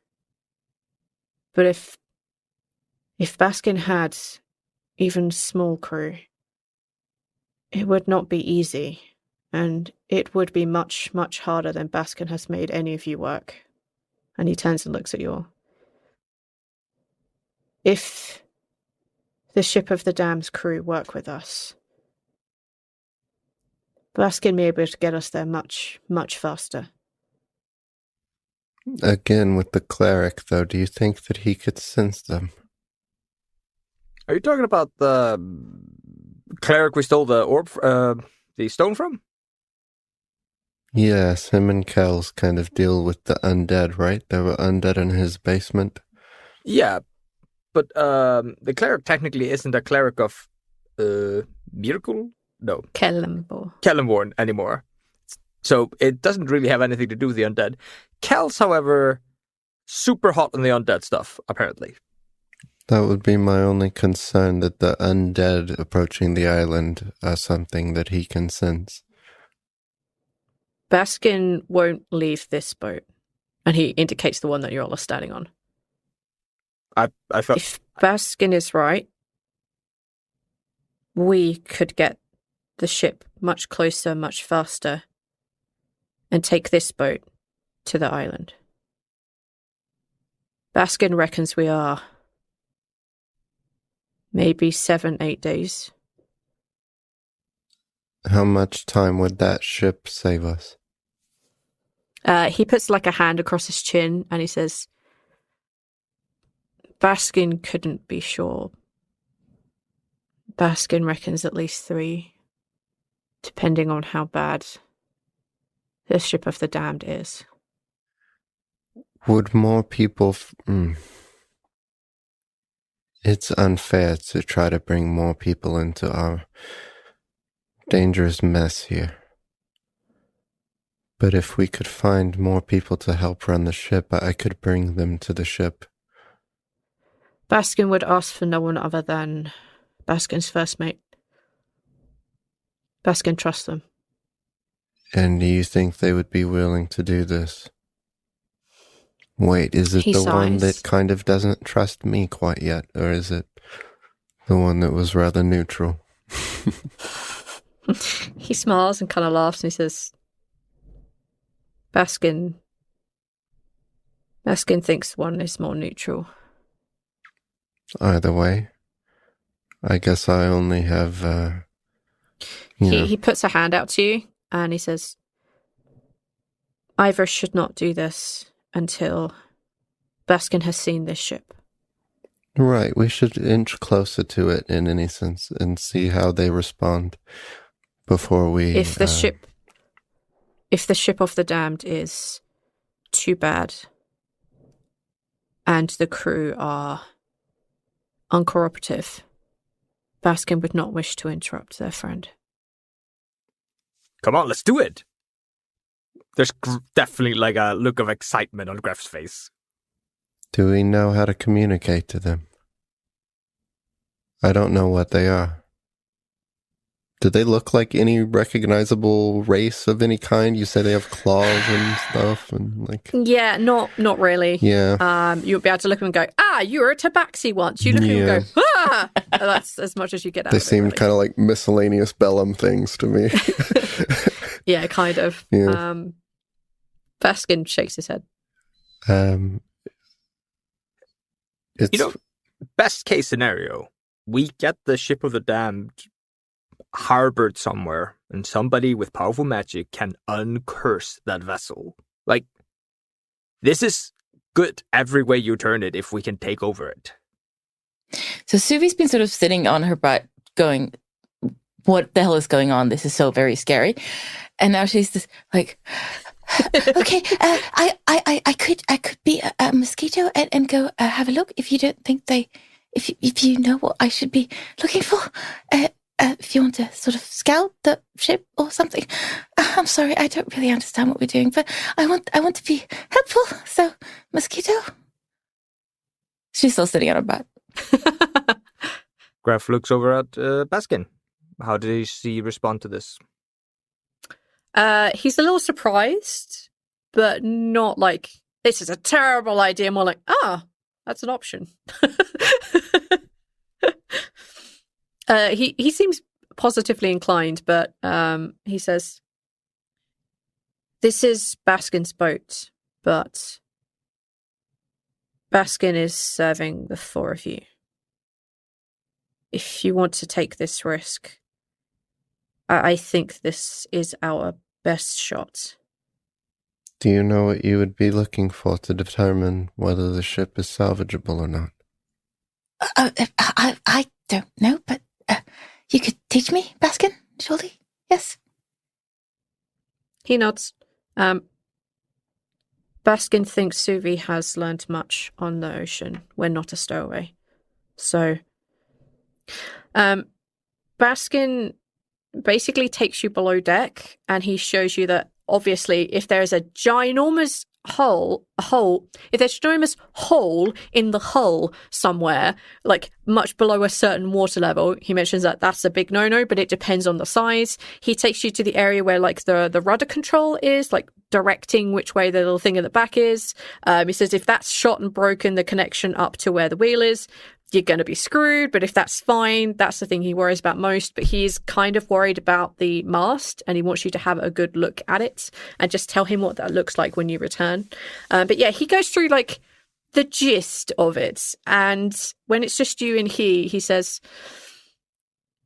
Suvi is sure about this. Of course, if I can help, of course, yes.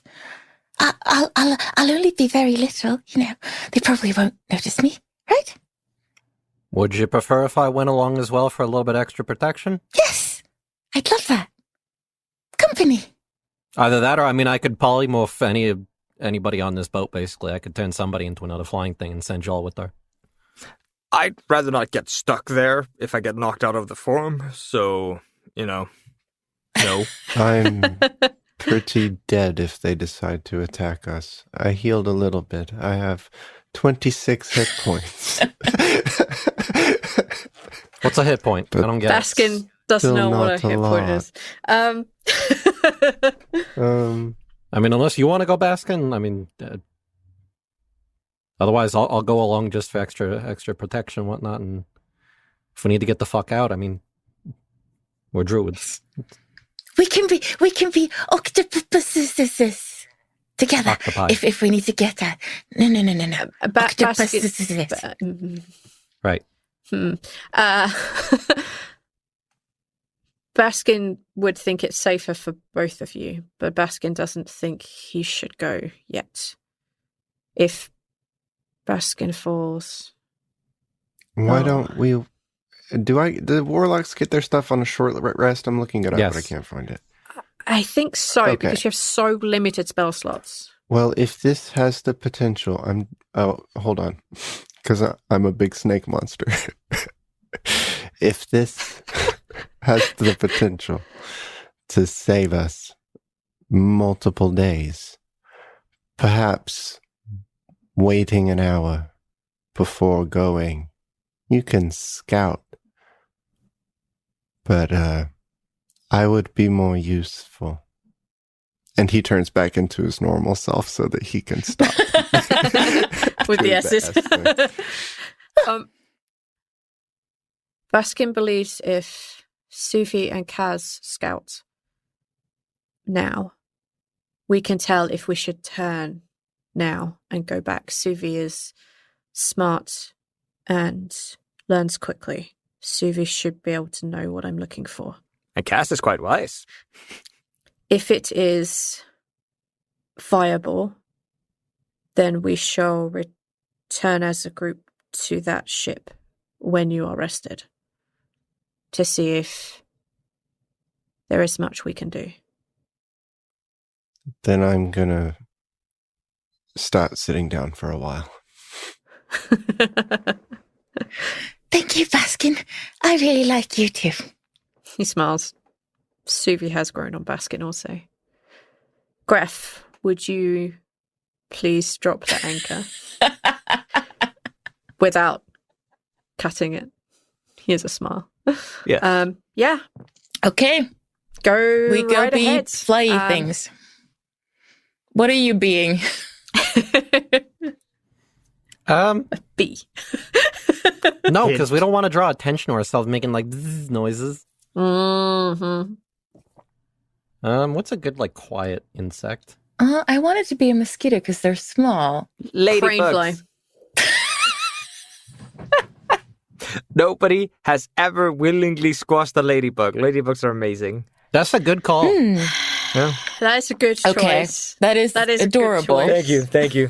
I agree with you guys. And I want Greff to be suggesting that so that Suvi can get all excited. I mean, if you're looking to be a quiet bug that nobody dislikes, ladybugs are very nice. Ladybugs! It's so long since there was the ladybug. That is the most amazing idea. Isn't that the most amazing idea? Oh, Greff, you're so smart. I'm going to be like a very small Baskin one goes with to 5 dots, 5 black dots, and yellow behind the dots, because those are the best ones, I think. What are you going to be? Me Arch is fighting not to make a joke. I need Suvi and Demi to be best friends at the end of this because it's too good. I think they're already best friends. Kind of. Yeah. They don't know each other very well, but friends. they're BFFs somehow. Yeah. Kindred spirits. They're not yeah. murder Kindred acquaintances, so it's fine. Yeah, I guess that works. It don't matter to me. Okay. All right. 2 ladybugs make their way over to the ship of the damned. Can I have you both please make investigation checks? Investigation. I am not good at that. That's your other character. Never mind, I am. Better than me. What did you both get? I got a 16. And I got an 18. I have a +0. Cool. Yeah, I'm going to say you're going to find most of the things. As you fly around the ship, you notice that the 2 creatures they're definitely wailing in misery. They don't seem to spot your presence at all. There are no other creatures on the top of this at all, and as you circle around where the helm is, where the steering wheel is, you notice, Suvi, the damage that you were supposed to look for isn't there. It is completely fine. There seems to be no damage to this part of the ship. You fly down the hole made by the cannon, and as you go down, Suvi, you notice that the mast that was, again, he was like, these are the things to look for. The mast looks fine, apart from the break at the top. There seems to be no fractures in the wood further down. If there is a way to fix it, perhaps this will fix itself. Below the decks, in the dark, yeah, it won't be too dark because there's a giant fucking hole in it. You can see that there are a couple of shadowy, smaller figures, like the ones that floated up and became a thunderstorm. Most of them are sitting down as if they tools down exactly the moment that the captain died. Like whatever tasks they were fulfilling, they just stopped.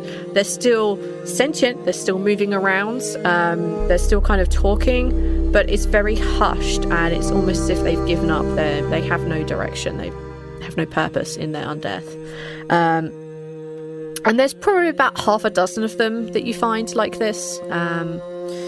You continue a little bit further down into the very lower deck, where you can see that there was what is the powder room, and that seems to be, despite the flooding that happened, still seems to have remained dry. So you still have a small stash of gunpowder in there. How much? Remains to be seen.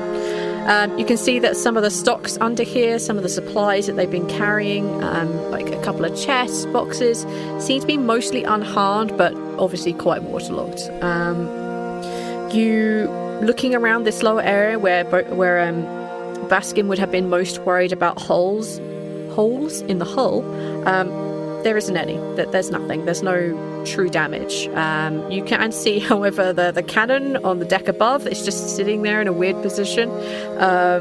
It hasn't penetrated or done any damage to the bottom part of the ship at all.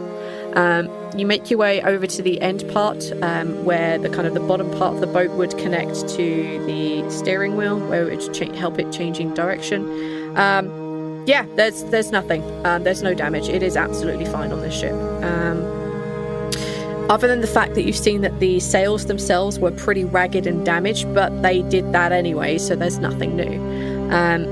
Floating around the deck a little bit more, you find that there's another cabin, which is the captain's cabin. And you can see that it's not lush, it's not over glorified, there's no like gold chains hanging from the ceiling or a bird a parrot in a cage, none of that shit. It's just well kept, slightly better than the rest of the quarters below. And Kaz, you notice a few things.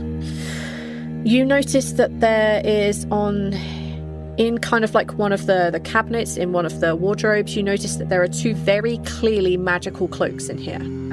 They have that go near it buzz feeling to them. You can tell that these are definitely magic. Of what kind? You don't know. As you continue like floating and like flying around here, you would also pick up that there is a small on the table right next to where the bed is, you can see that there is what looks like an astrological chart. There are clearly charting stars, but you notice that some of these stars have been crossed out recently as if they no longer exist. You can see like notes next to it written in a script you don't quite understand. You also notice that there is on the nightstand on top of where these navigational charts are, you notice that there is a very particular kind of flower. Could I have both of you roll nature checks for me, please? Aren't we lucky we set our druids? Well, hopefully. We're so smart.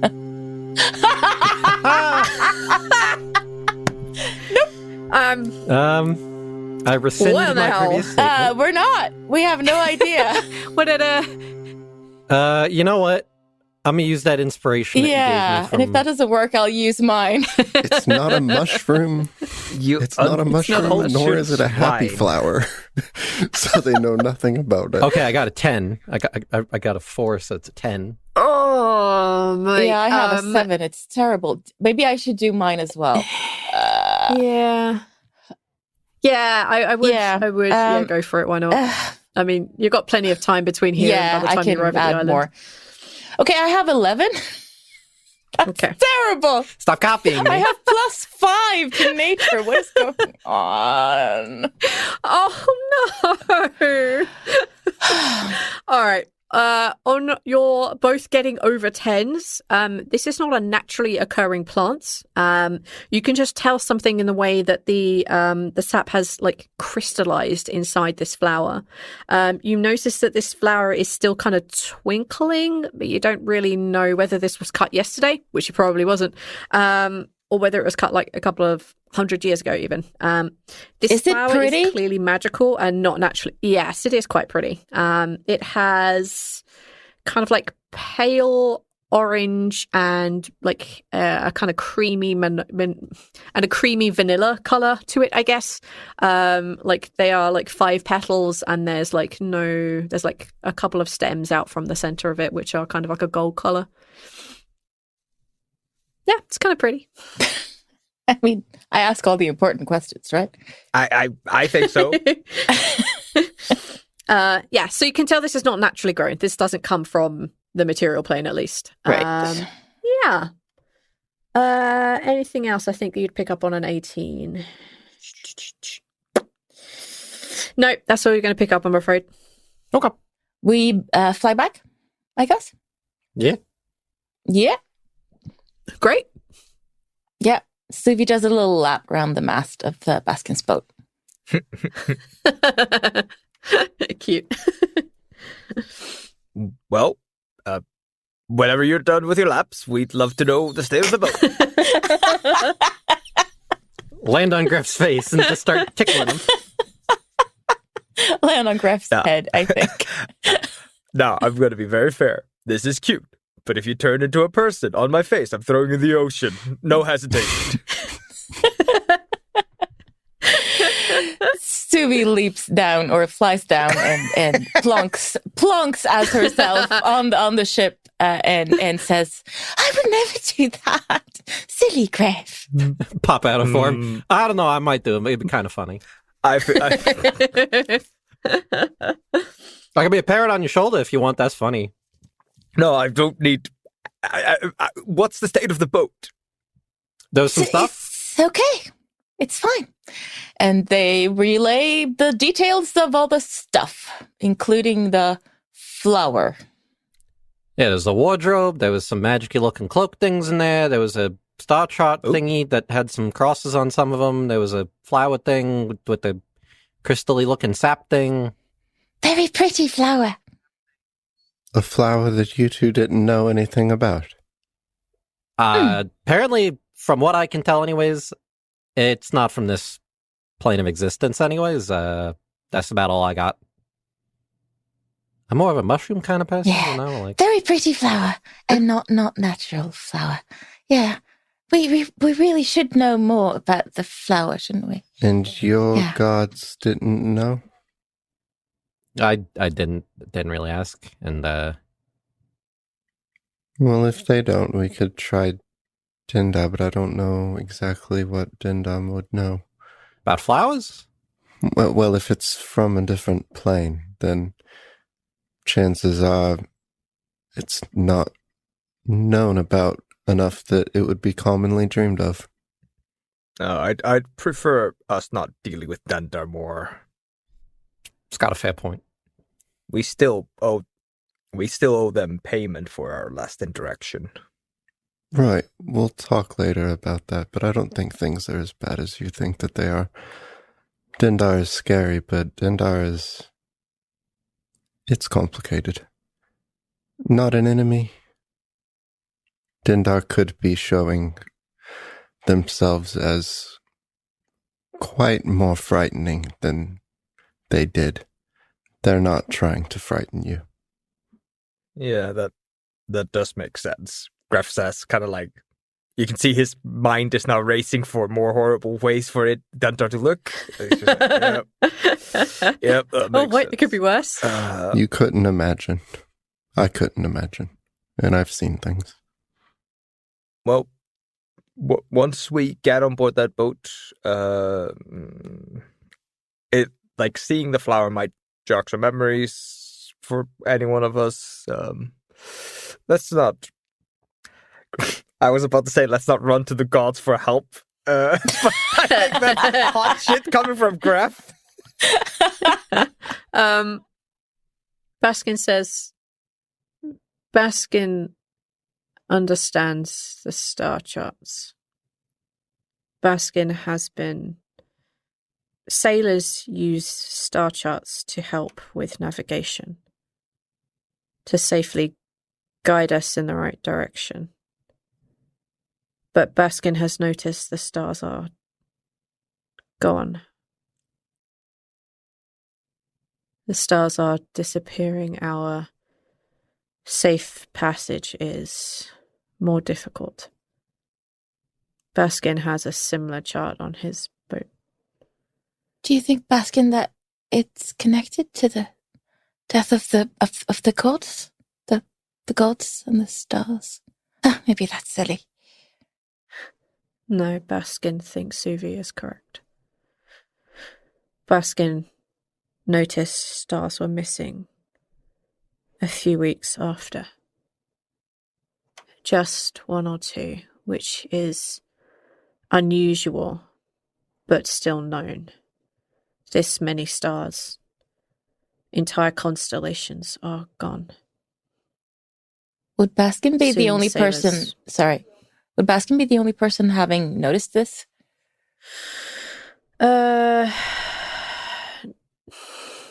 He might have been the only person to have noticed it in, like, I guess the group of people that the four of you would have interacted with. Cool. Because he relies on the stars so much more than the rest of you. Yeah. But there are definitely other people in this world who know that the stars are disappearing.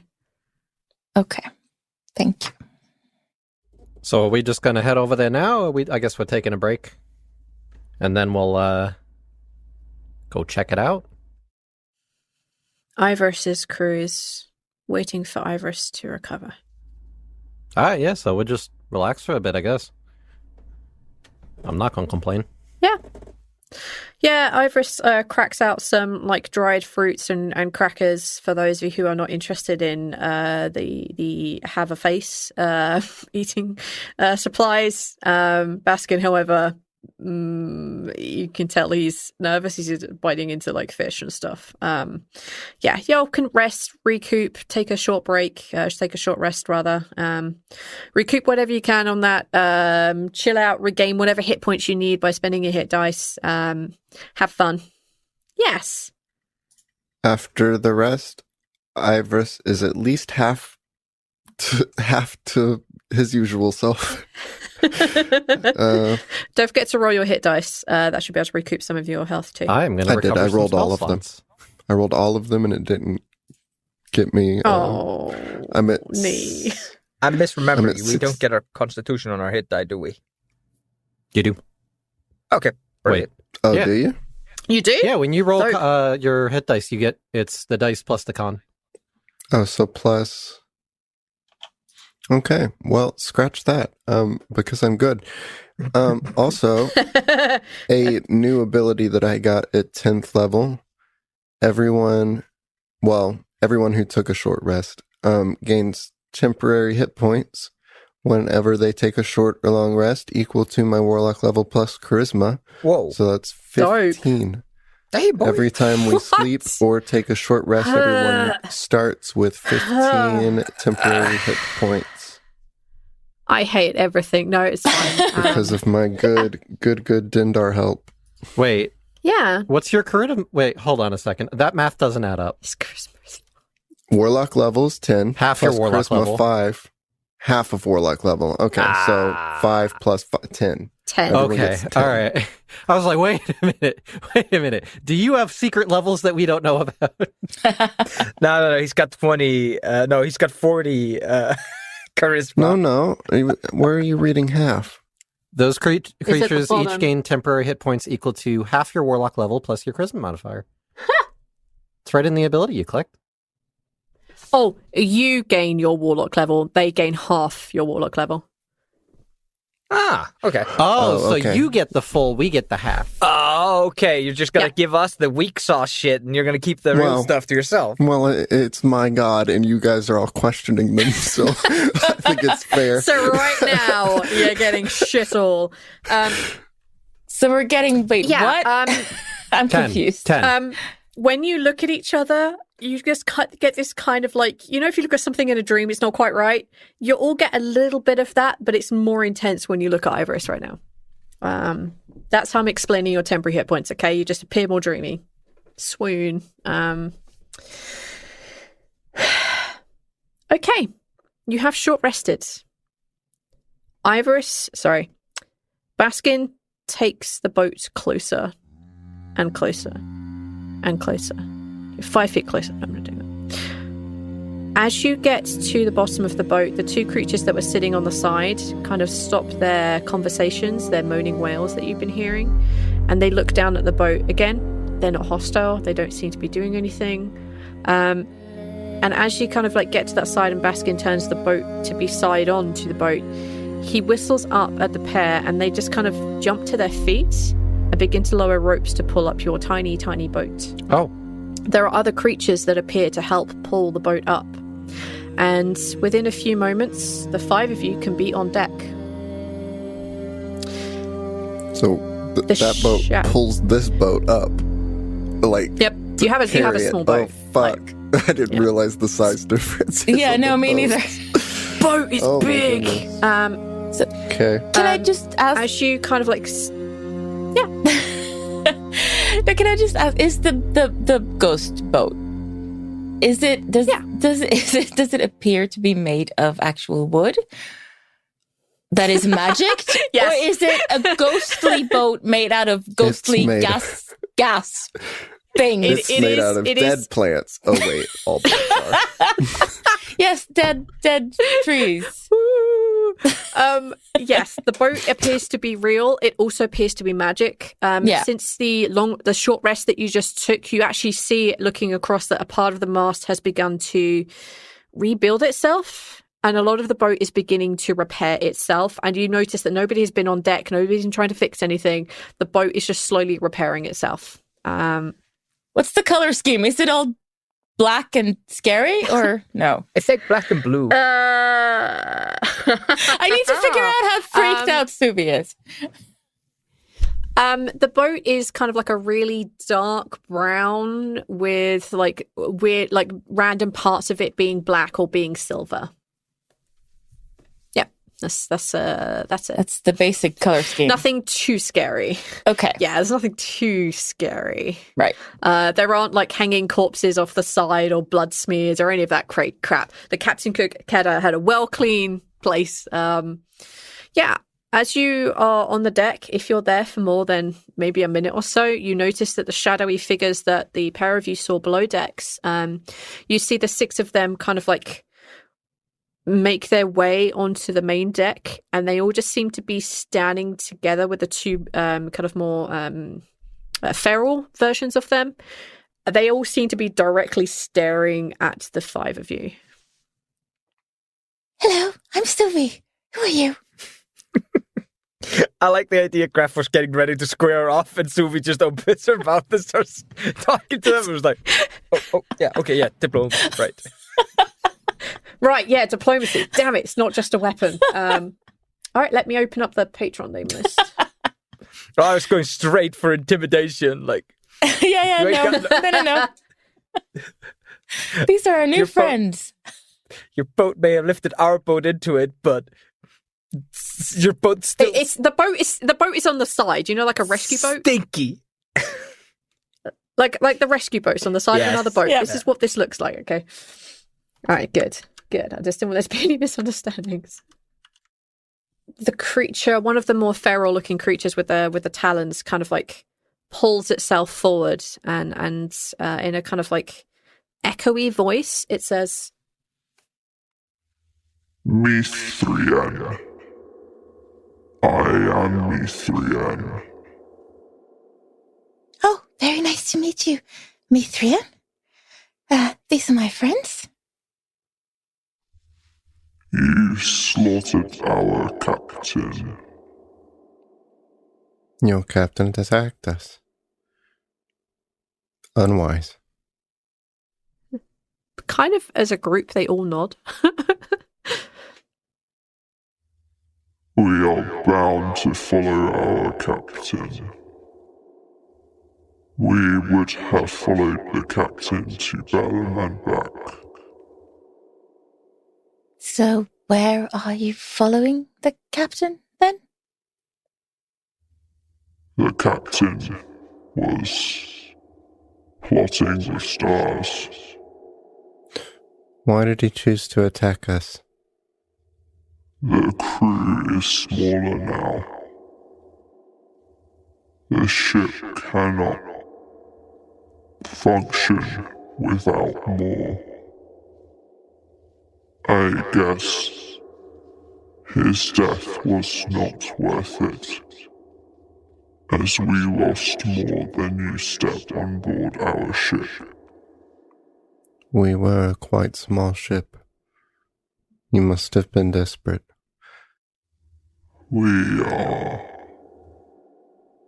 What was the point of plotting the stars for you? The captain believed the stars were dying. He believed that with the stars all dead, all ships would be as ours. But the captain was wrong. They are not dead, but they are hidden. The stars? Are the stars hidden? Yes. Captain believes the stars are far, far, far away. Further than Bellum. Further than the celestial plane. Further than the sentinel plane. Far beyond. That something is between the stars and our world. Oh. Like something very large, then. Baskin is with us, right? Yeah. Greff looks to Baskin and is like just like a little head nod towards the dead creatures. He just nods. Well, you're captainless. You're guideless. We have a place to go. And your ship is fast. Our ship is repairing. We could help. And you just hit all of them. Like, there's just a weird echoing laughter all around you that's just like, and Mithariana says, The ship does not need your or our help. Just needs us to stop blowing it up. Yes. We will allow you to use our ship. The captain was concerned about the end of days. You have a place to go. We will take you there. But then you must leave us to continue our voyage. If your concern is the star's disappearance, in a way that is ours as well. Yes.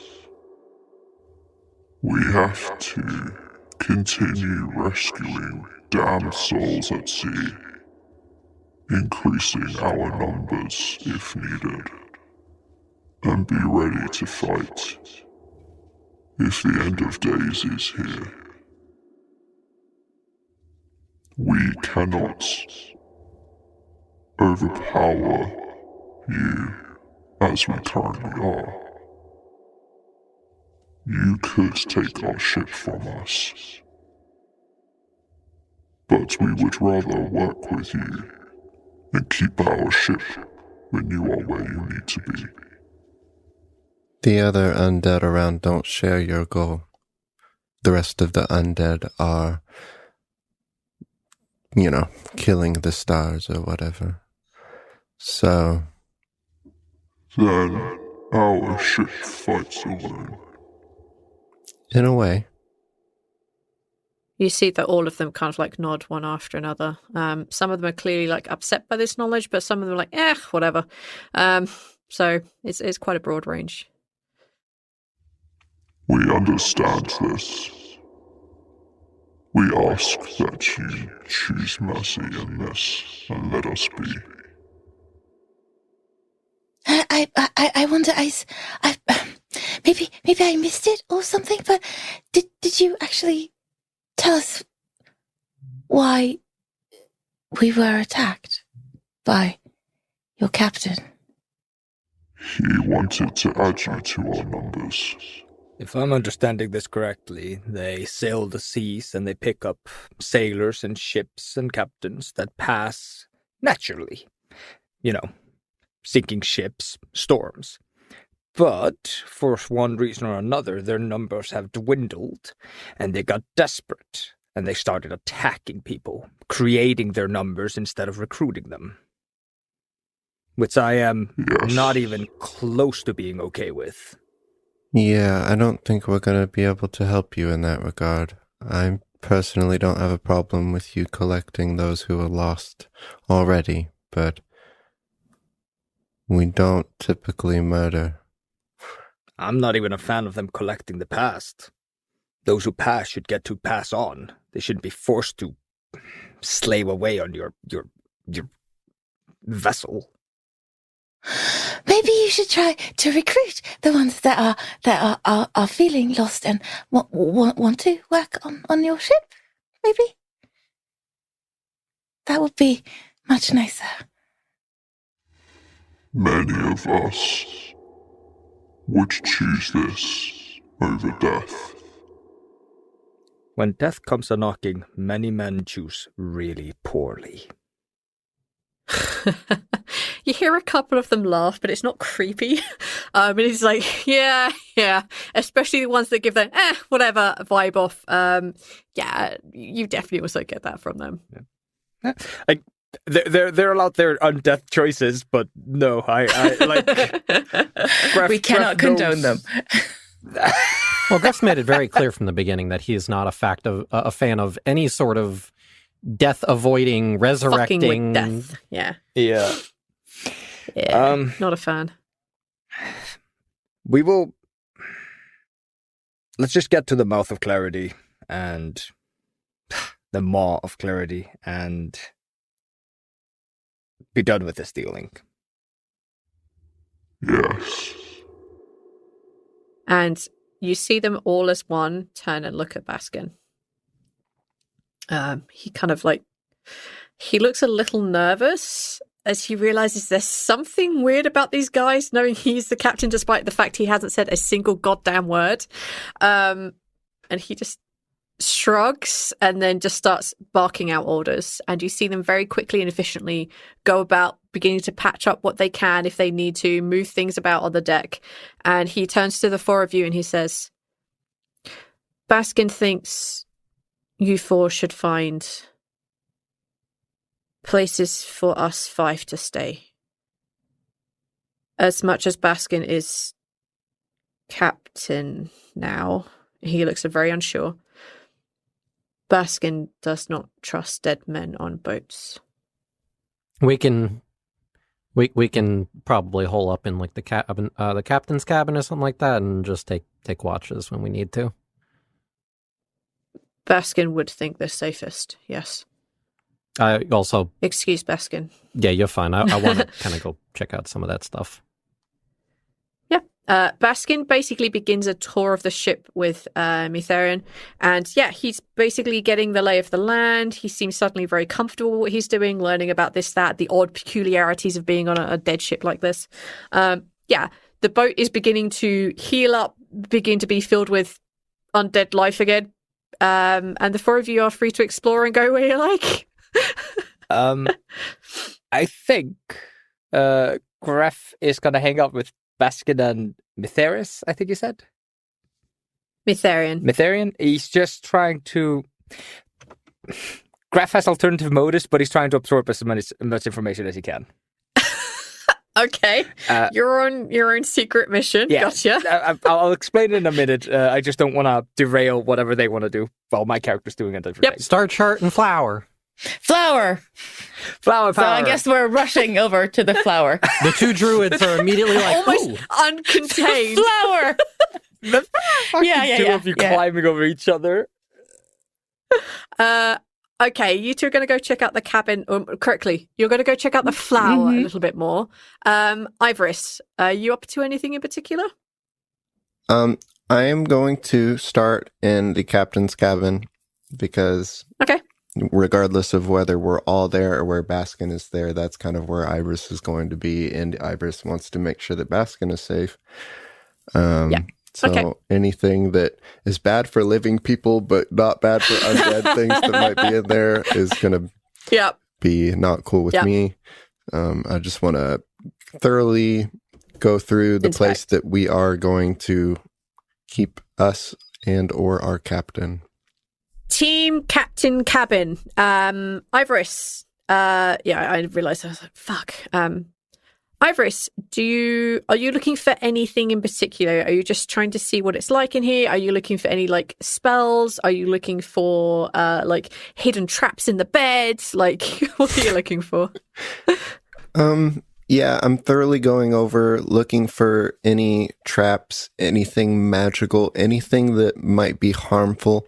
I think I know a little bit about harmful magic and stuff, if there's anything around from what I've seen, maybe just a touch more than other people. So I'm trying to take anything I can get to my advantage here on making sure everyone is safe here. Yeah, can I have you make an investigation and an arcana check, please? 17 investigation, 19 arcana. On the 19 arcana, you don't notice a malevolent spell or a malevolent rune here. You actually kind of, as you're walking around and looking up, and you look at kind of like the ceiling, and you notice that some of the planks are slightly weirdly shaped, and that like there are kind of like weird things that are hanging. And as you kind of like lean back and actually properly look up, you realize that all these weirdnesses actually create a rune, which is very, very similar to the anti-scrying rune that Baskin had on his boat before. So that's the only magic thing that you notice in here, other than the fact that there are two cloaks hanging in the closet, which are clearly magical, but we'll get to that another time. Investigating around, there are no traps in here. There's no like, hey, if a living person crosses this border, you're dead. Hey, if you sleep in this bed and you actually have a pulse, guess what you don't have tomorrow? A pulse. Like, you don't notice anything like that. Everything seems like a genuine captain's cabin. I mean, you've spent enough time with Baskin, you know what it should look like, and you do see the similar things, you know, the odd piece of armor thrown on the floor that has been put back properly, you know, the odd this and that, like random knives stabbed into the side that should have been put away properly. Like, it's a bit of a mess, but it is what you'd expect from a captain's cabin. Okay. How big is the captain's cabin in comparison to Baskin's normal boat and our makeshift boat? It is way bigger than the makeshift boat. Like, you could divvy this room into 5 and all have like equally nice size rooms. Alas, there is only a single bed in here. It is quite big. You can see that there are tables and there's a chair, and you can see that there is like random nautical equipment like eyeglasses and telescopes and different kind of navigational means. You can see there's a lot in here, but it is quite a big space. What's the color scheme? So we've red and white. Okay. And gold. So not gloomy dark brown and black then. No, I mean, there isn't really still not really much in the way of light source in here. There are a couple of hanging lanterns here and there. So you could make it feel more homey, but yeah, it's not really anything doom and gloom. It's definitely brighter than the ship, but the ship is also not terrible. So we've gained a anti-scrying rune. And nothing harmful. That's good. Yep. Ivoris will, because it's his first time casting the teleportation thing, he is going to go ahead and start it early and go through his book very carefully, like, reading and making sure he's doing everything right and translating everything. And he doesn't finish it until everyone gets back or Baskin gets back, because I think Baskin's the only one that really needs to go. And so when everyone gets back to the captain's quarters, Ivoris is there waiting with an almost finished teleportation circle ready to be completed. If Baskin wants it, then he'll be able to use it if needed. Gotcha. All right, Suvi and Kaz. Hi. Gotta look at the flower. I want to see. I want to look at the flower. With your actual eyes, not your ladybug eyes, and very close. And take another nature check. Touch it. You can either take a nature check, an arcana check, or a religion check. Ooh. Okay, my nature and religion is the same. I'm better at all of those, so I'm glad I'm up to my shenanigans. Yay! Oh, Kaz. Okay, mine is slightly better. Check. It's still not a mushroom. I know. In fact, you're probably slightly more confused when you just get the same information back. Kaz, on your 7, you get the same information back. I'm afraid. Yeah. On a 15, however, Suvi, yes. You're better able to look at this plant, and it's on the nightstand and on top of some of these star navigational charts and this writing, which none of you can really read. You can take the little flower out of its vase. You can just take the vase. You can look at it. You could turn it around in your hand. This is clearly something very magical.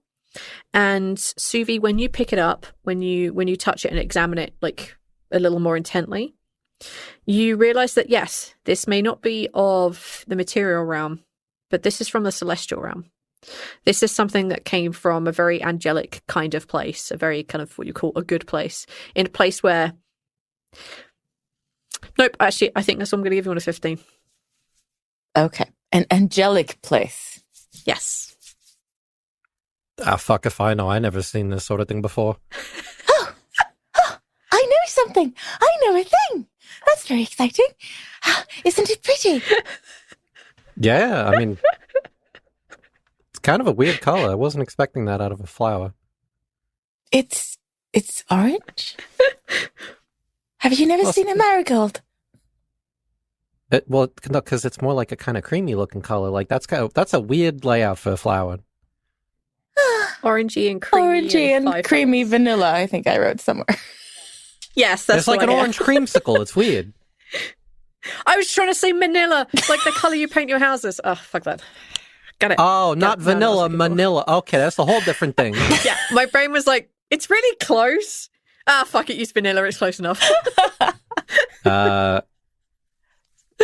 I would agree. I've never seen one like this before, but I don't think the color is that strange. It's very beautiful.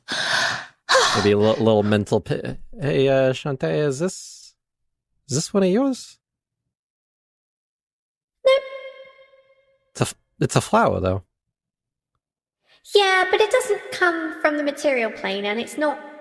Well, I mean, you could eat it. And it is quite powerful. It's just not one of mine. So you know what it is, but it's not yours. Yeah. So what is it? It's a starflower. Okay. I'm not sure I follow. I don't think I've heard that term before. Yeah, it's just a starflower. It's what it's called on the celestial plane. But it's not one that one traditionally grows for eating or for making into potions, but you can use it in certain, magical things. So it's a little bit outside of my realm because I deal mostly with food. Right. Okay. So I'm going to assume, based on the name and the fact that this captain had it with the star charts, that there's some correlation here. Tell me if I'm wrong. I might be a little off here. You hear the traveler kind of chuckle and he says, Yes, they're in the same constellation. Constellation, like stars, yes. Group of things. Whew. Wow, tough room. okay. I thought you were being clever, not funny. What does it do? Why does an undead captain on an undead ship have a star flower? Does it make a star? Like if I cast a spell on this thing, is it going to explode and take out everybody with it? Like what? I don't think so. They're generally... I've never heard of them being used in an offensive way. I do not know why an undead captain of an undead ship would have this. But it being close to the star maps might be linked. Okay. You know who probably... this is out loud. More to Suvi than it. Okay, learned a little bit more. Not as much as I would have liked, but still pretty good. You know who might have a better idea of what this all is probably Baskin. Why don't we leave it here? And when Baskin comes back around, we can pick his brain. And Suvi's going to ask what you found out. Do you tell her? Yeah. Yeah, good. Then she has that information too. I'm pretty sure you know about the fact that I have connections to gods, yeah? Yeah, I think we talked about this. I don't think I know exactly how this works. But yeah, I know there's a thing. When you get that distant look in your eye. Yeah. It's not the ADHD this time, I promise. I only sometimes dissociate. Yeah, so I guess we're probably hanging out and just watching Ivoris in the corner, just like drawn with the chalk and shit. Are you around, Ivoris? Well, if you're With in the this cabin, flower then stuff? yeah, because we're in the same room. You're in the cabin. Oh, shit. Okay. Yeah, we're in the same place. Yeah, Ivoris will speak up. I know that I keep suggesting it, and it kind of is my normal instinct as such. But I do get most of my destructive benefits of my new magic from the fire and radiance of stars, because Dindar's magic happens 90% of the time under the stars. Oh. It would be one to ask. The celestial plane doesn't sound like Dindar's normal type of thing, but the star stuff. Maybe, if nothing else, Dindar knows how it would be useful. But maybe we should ask Baskin first, because he's much easier to ask. More, yes. Less likely to require a deal of some sort. Well. Hey, what's this flower? That's going to cost you half your soul. Mm-hmm. And 30 years of your life. The requirement of a deal was more in the sense that Dindar normally does not do the whole interfering with. Ivoris, I'm only half giving you shit. I know, but we did make a deal, so I feel like it's necessary to communicate. The importance of the deal was that we are asking Dindar to do something well outside of the, things that Dindar normally does. Dindar normally doesn't cause nightmares. You know this, right? Right. We're asking for them to interfere and do something for us that they do not do. No, I get that. Like, I understand. I figured you were one with the gods and such, so yeah.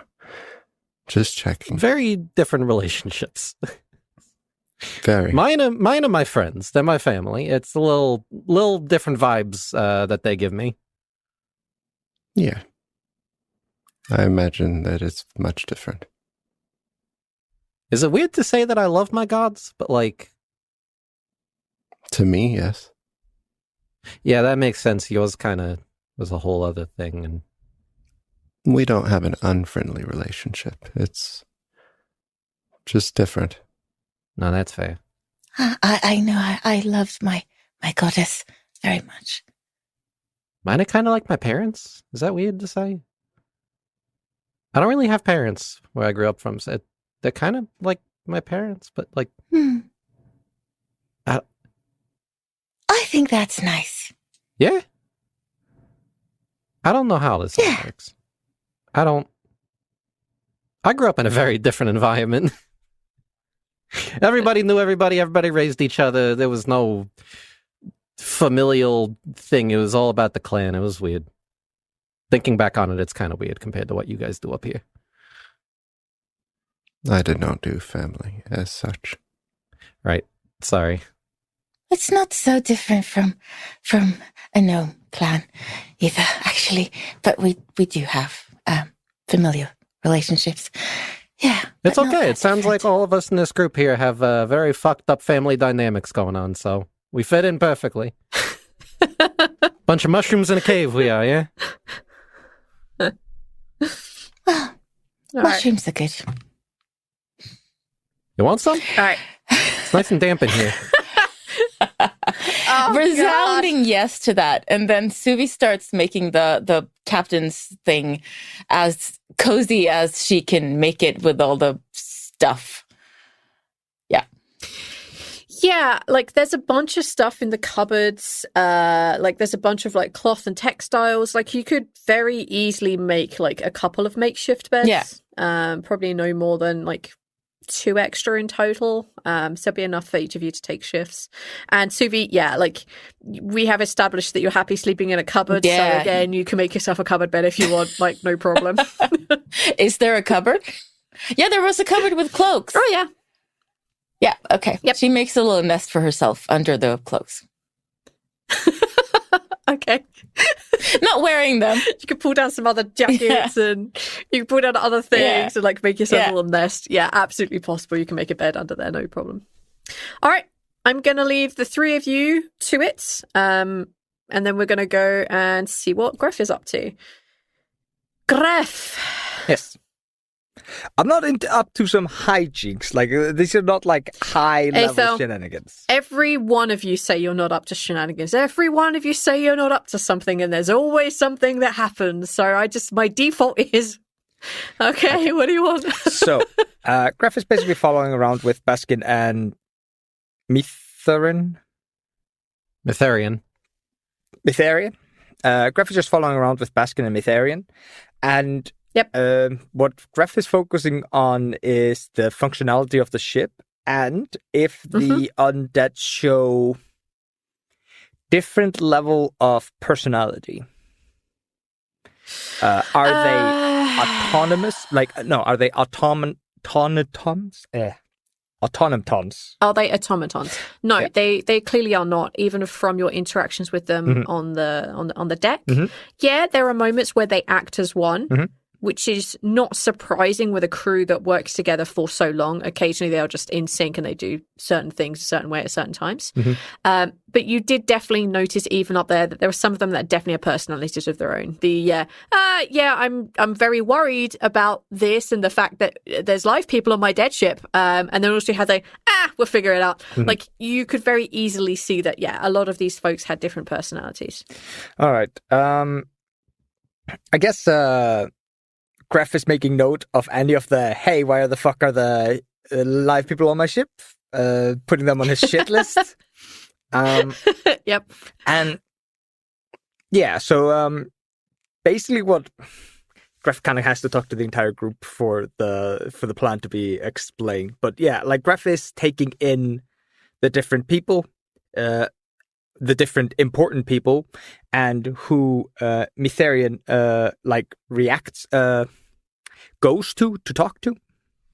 He's trying to get a lay of the social structure of the ship. Who are important, who's not important, so forth. It's very clear that the two creatures that are bigger, that tend to have like the talons and the claws, they definitely have more authority on the ship than the much, much smaller ones that look kind of more, humanoid or whatever it is. They clearly have more power and more authority. Mitharian introduces Baskin to everyone as they're doing their various tasks and chores. There's no need for a cook because they're all dead and they don't eat. But they do have like a shipwright. They do have a carpenter on board. They do have like a quartermaster equivalent. They have a navigator, which is who Mitharian is. And they also have quartermaster, shipbuilder, navigation. First mate.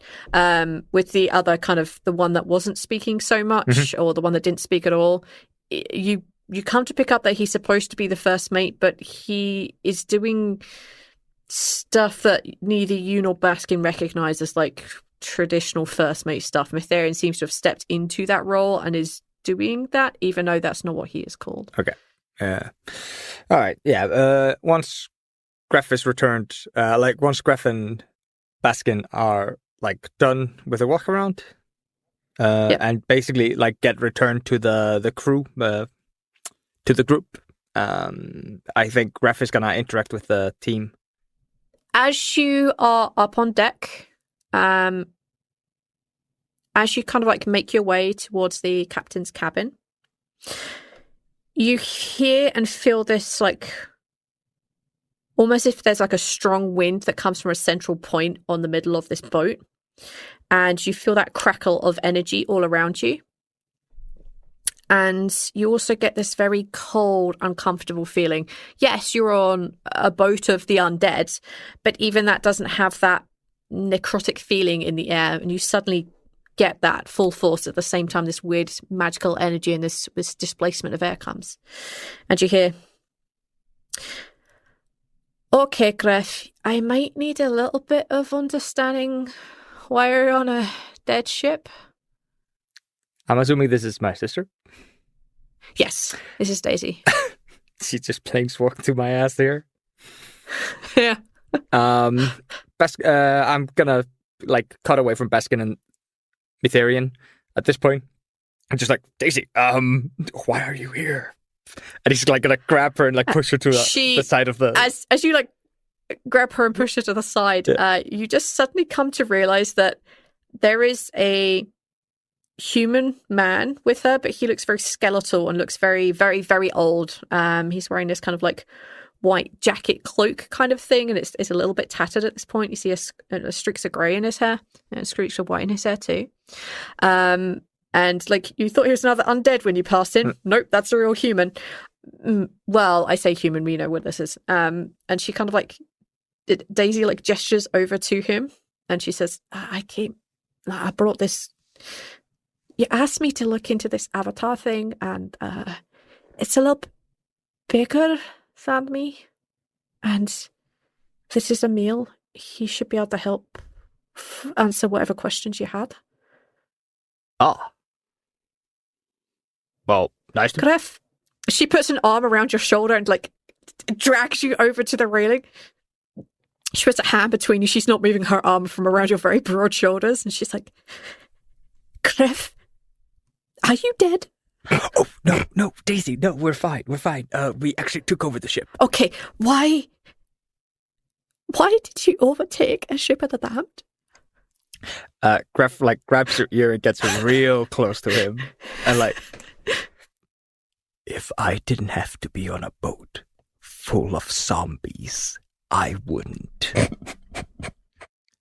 We're trying to get to the mouth of clarity. We're trying to get to the maw of clarity, and the journey was taking a very long time. These people attacked us, and they attacked you? Yes, they did. And we kicked their asses. Just first of all, look at me. Okay. That was less than 2 hours ago that they attacked us. Look at me. Yeah, we kicked their asses. Great. Okay, right, yeah. Good job. So, don't worry about that, but... I don't know how I feel about the ship. It feels fucking awful. Yes, it does. But it's a phenomenon. Okay, well, I know you feel quite uncomfortable on this dead ship, and I'm not gonna lie, I feel really bad. Please be careful around that guy.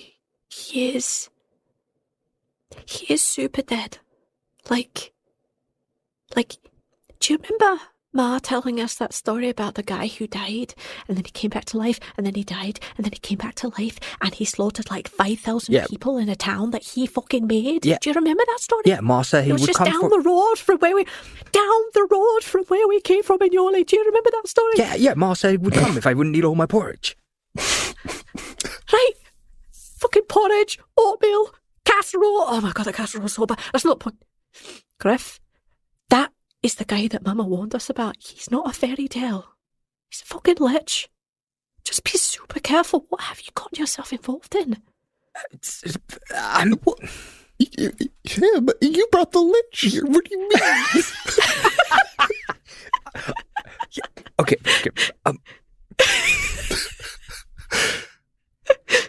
Things have happened. I'm trying to make things better.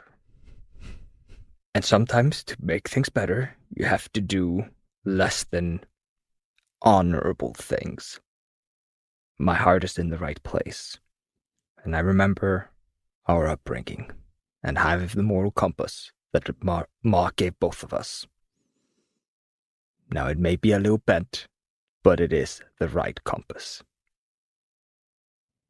Look, I know that you and your friends are involved in some... You guys are involved in some really deep shit right now.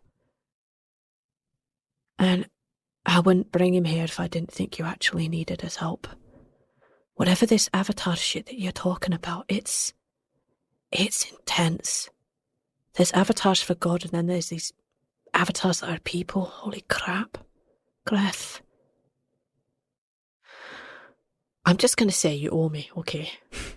Big time. Greff looks over at Emil, shivers. Yeah. Okay. Emil, this is my brother Greff. I think he has some questions for you. Hey, Emil. Hello. Hey.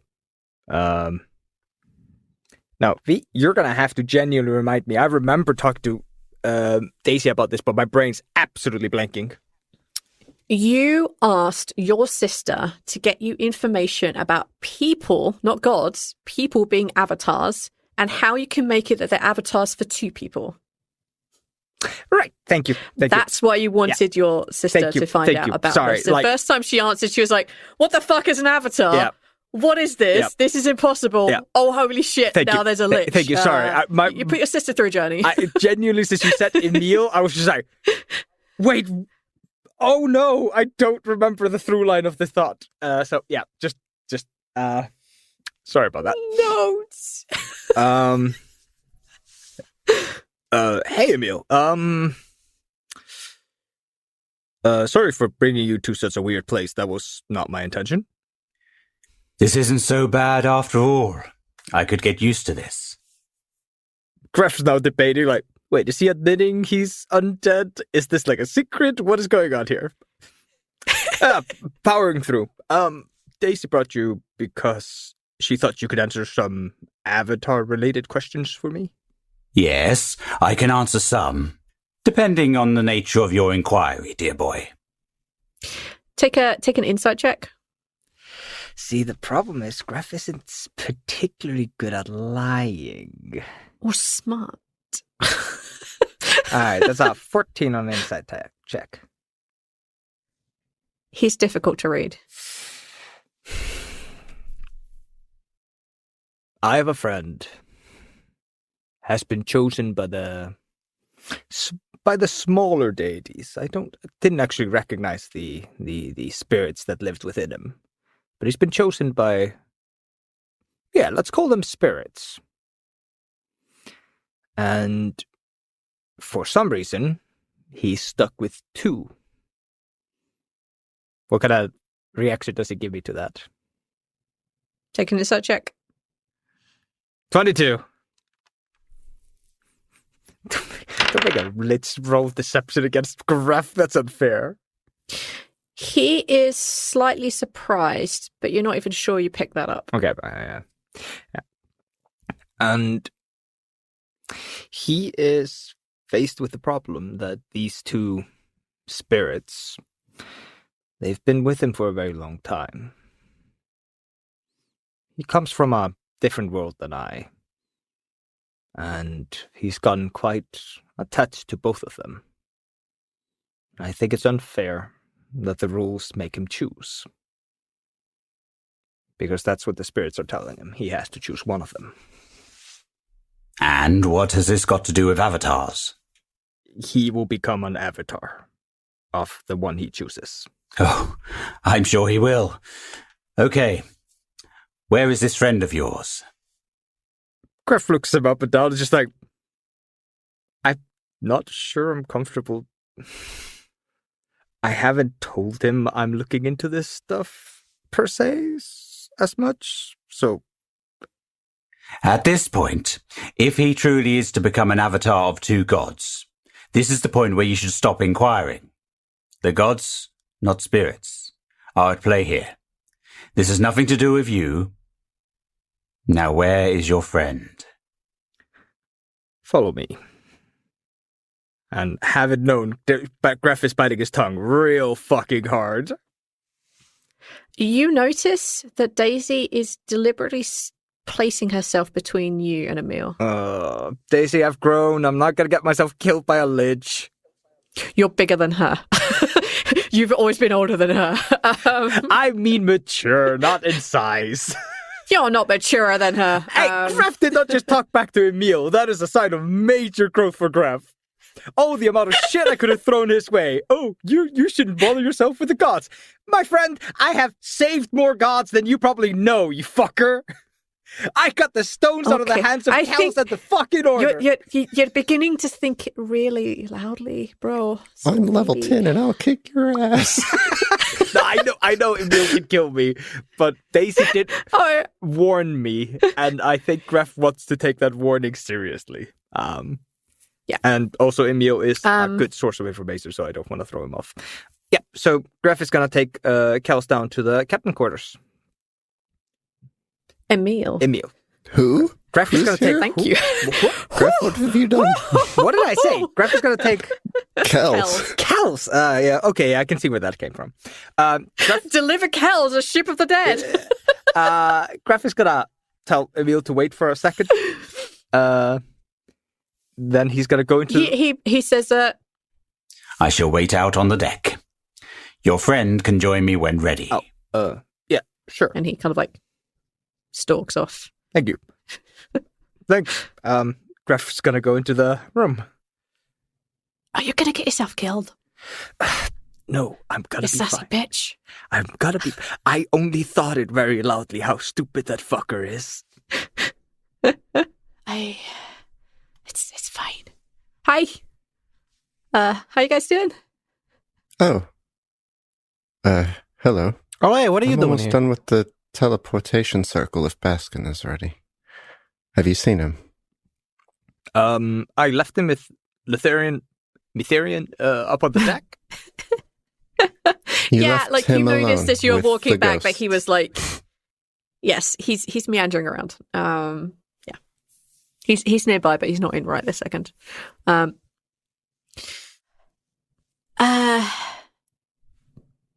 Big Brother asked me to do him a favour, and that kind of resulted a teeny tiny bit in needing to bring someone here for him. So, hey, I'm here for a little bit. Welcome to the Ship of the Damned. Make yourself comfortable. Don't get comfortable. You're leaving as soon as this is done. First of all, I will stay here. Second of all, why not? Yeah. Okay. You can stay as long as you want. I just don't think you should. I'll probably leave soonish, but Let's just get to that point. Cass, Hi. you know how you have a secret about the two people in your head? Yeah. Yeah, I told everybody. Oh, okay. Cool. Good. Glad you emphasized the part where it was a secret and all that. Cool. Yes, I need you to understand that I did this willingly and willfully, Right. but not maliciously. well, Daisy puts her hand up. I don't know what you're talking about. Before or after blurting my other name out? Ooh, this has been a bad 2 sentences. Let's try to recover. Ivoris is not surprised. He's just still reading. Did you tell him what color underwear I'm wearing while you're at it? Like, No, only because I don't know. Okay, no, I would sorry. fucking hope not. Sorry. When you told me that you had to choose, Right? I thought that was bullshit. I think that's genuinely bullshit, and I don't understand why rules are written like this. So, Daisy knows a lot of powerful people. And she literally knows people that have things to do with avatars. The thing they're trying to make you. So I asked her to find... I'm gonna go help your friend with a teleportation spell. Greff, even without looking at her. Gonna go and hang out with Ivoris. I found somebody who can maybe help. I don't know what are the possibilities, but I refuse to just let the world force your hand like that. You shouldn't have to choose. And if you're going to have to make a choice, I would like to make sure that we're not overlooking options. I didn't think there were options to begin with. I would have thought it would be no different than trying to fight nature itself. I don't think it's necessarily that there are rules so much as there's just certain things that can't be done, but if you think that there's someone that can say otherwise, I mean, I don't fucking know what I'm doing. Do any of us? I don't. It's taken me 15 minutes to cast a 1-minute spell because I keep double, triple checking because I have emotions about what I'm doing. See, the thing is, think that the thing is, you're getting stuck on this tiny little like flick right at the end. That's actually just like an artist's impression, so you don't have to do it perfectly like that. She's just. Why are we even teleporting? Where are we going? I spent 5 minutes on this. This isn't for you. He's bringing in the first aid.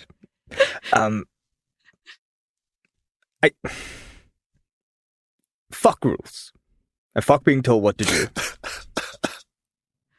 I said fight the power, bro. If there's a chance for you to get to keep them both, then that's what I want for you. Because I know that's what you want deepest in your heart. And I know you would give up much to get that. That depends a lot on what I'm giving up, but I see your point. So, there's a person up on deck. His name is Emil. Okay. Has been alive for a very, very long time. Oh, is he an elf? Worse. A human? Hello. Hey! I couldn't resist that one. You set me up. Well, yes, he's a human and... Oh, shit. He's a lich. Super lich. Ivoris looks up from his book. I think the whole room goes quiet, like... Oh, Greff's like looking at the floor at this point. Just like, oh. I'm going to assume that even I know what a lich is. Yeah, everyone would know roughly what they are. You should probably go talk to him if you want to. Otherwise, I'm going to tell him that this was a huge mistake, and I'll take him back. So, Daisy, like, you did the right thing. Thank you so much. You brought a fucking lich on the ship. I didn't know. We didn't that know. This was a ship of the damned. I thought he was dead. Points at Greff. I thought he was dead when I found out I was on this goddamn ship. Do I look dead to you? Okay, You're gonna be dead. You're gonna be. I'm gonna go talk to this person. If I'm not back here within like 10 minutes, use that teleportation circle and just leave. Okay? I'll come get you. Don't worry. I can like zip in and out and he'd barely even notice. I mean, he's good, but he's not me good. Oh no, I'm saying that I would probably be dead at that point. Would a magic circle make you feel safer? Probably not. Look, just treat him with respect. He just doesn't take well to people being dicks, I guess, and not treating him with respect. I mean, he is 5,000. He is like a couple of thousand years old. So okay, just treat him with a bit of respect, and he'll probably be all right. I mean, I always have. I'm just a bit wary. Okay, sure, yeah, I can do respectful. Okay, great, cool. Thanks, Greff. I think I'm either gonna thank you or kick your ass later. We'll find out. Yeah. Vox is gonna walk out. Hello everyone, Ivoris here. I would like to thank all the Patreon supporters who have early access to the show, and just in general, all of our Patreon supporters. Thank you all so much for your support. You keep the wind in our sails, and you keep Blighthouse Studios running, and give us the potential to do this, as well as the potential to move forward and do other things and try and produce other great shows. So thank you all so much. We have many big things planned in the future, and if you would like to help support those things, you can find us at patreon.com/Blighthouse. If you're enjoying the show, any of these tiers that we have set up help us greatly, so thank you all so much. Speaking of our Patreon supporters, I would like to thank Library Cat for the name Mithrian. Thank you for that name. And big thanks, of course, to Jay for voicing Emil in this surprise appearance in this episode. Thank you for being here, I think. No, yeah, thank you. Thanks to everyone for listening to this episode. Big thanks to all of our Patreon supporters, and we will see you all next time. Bye.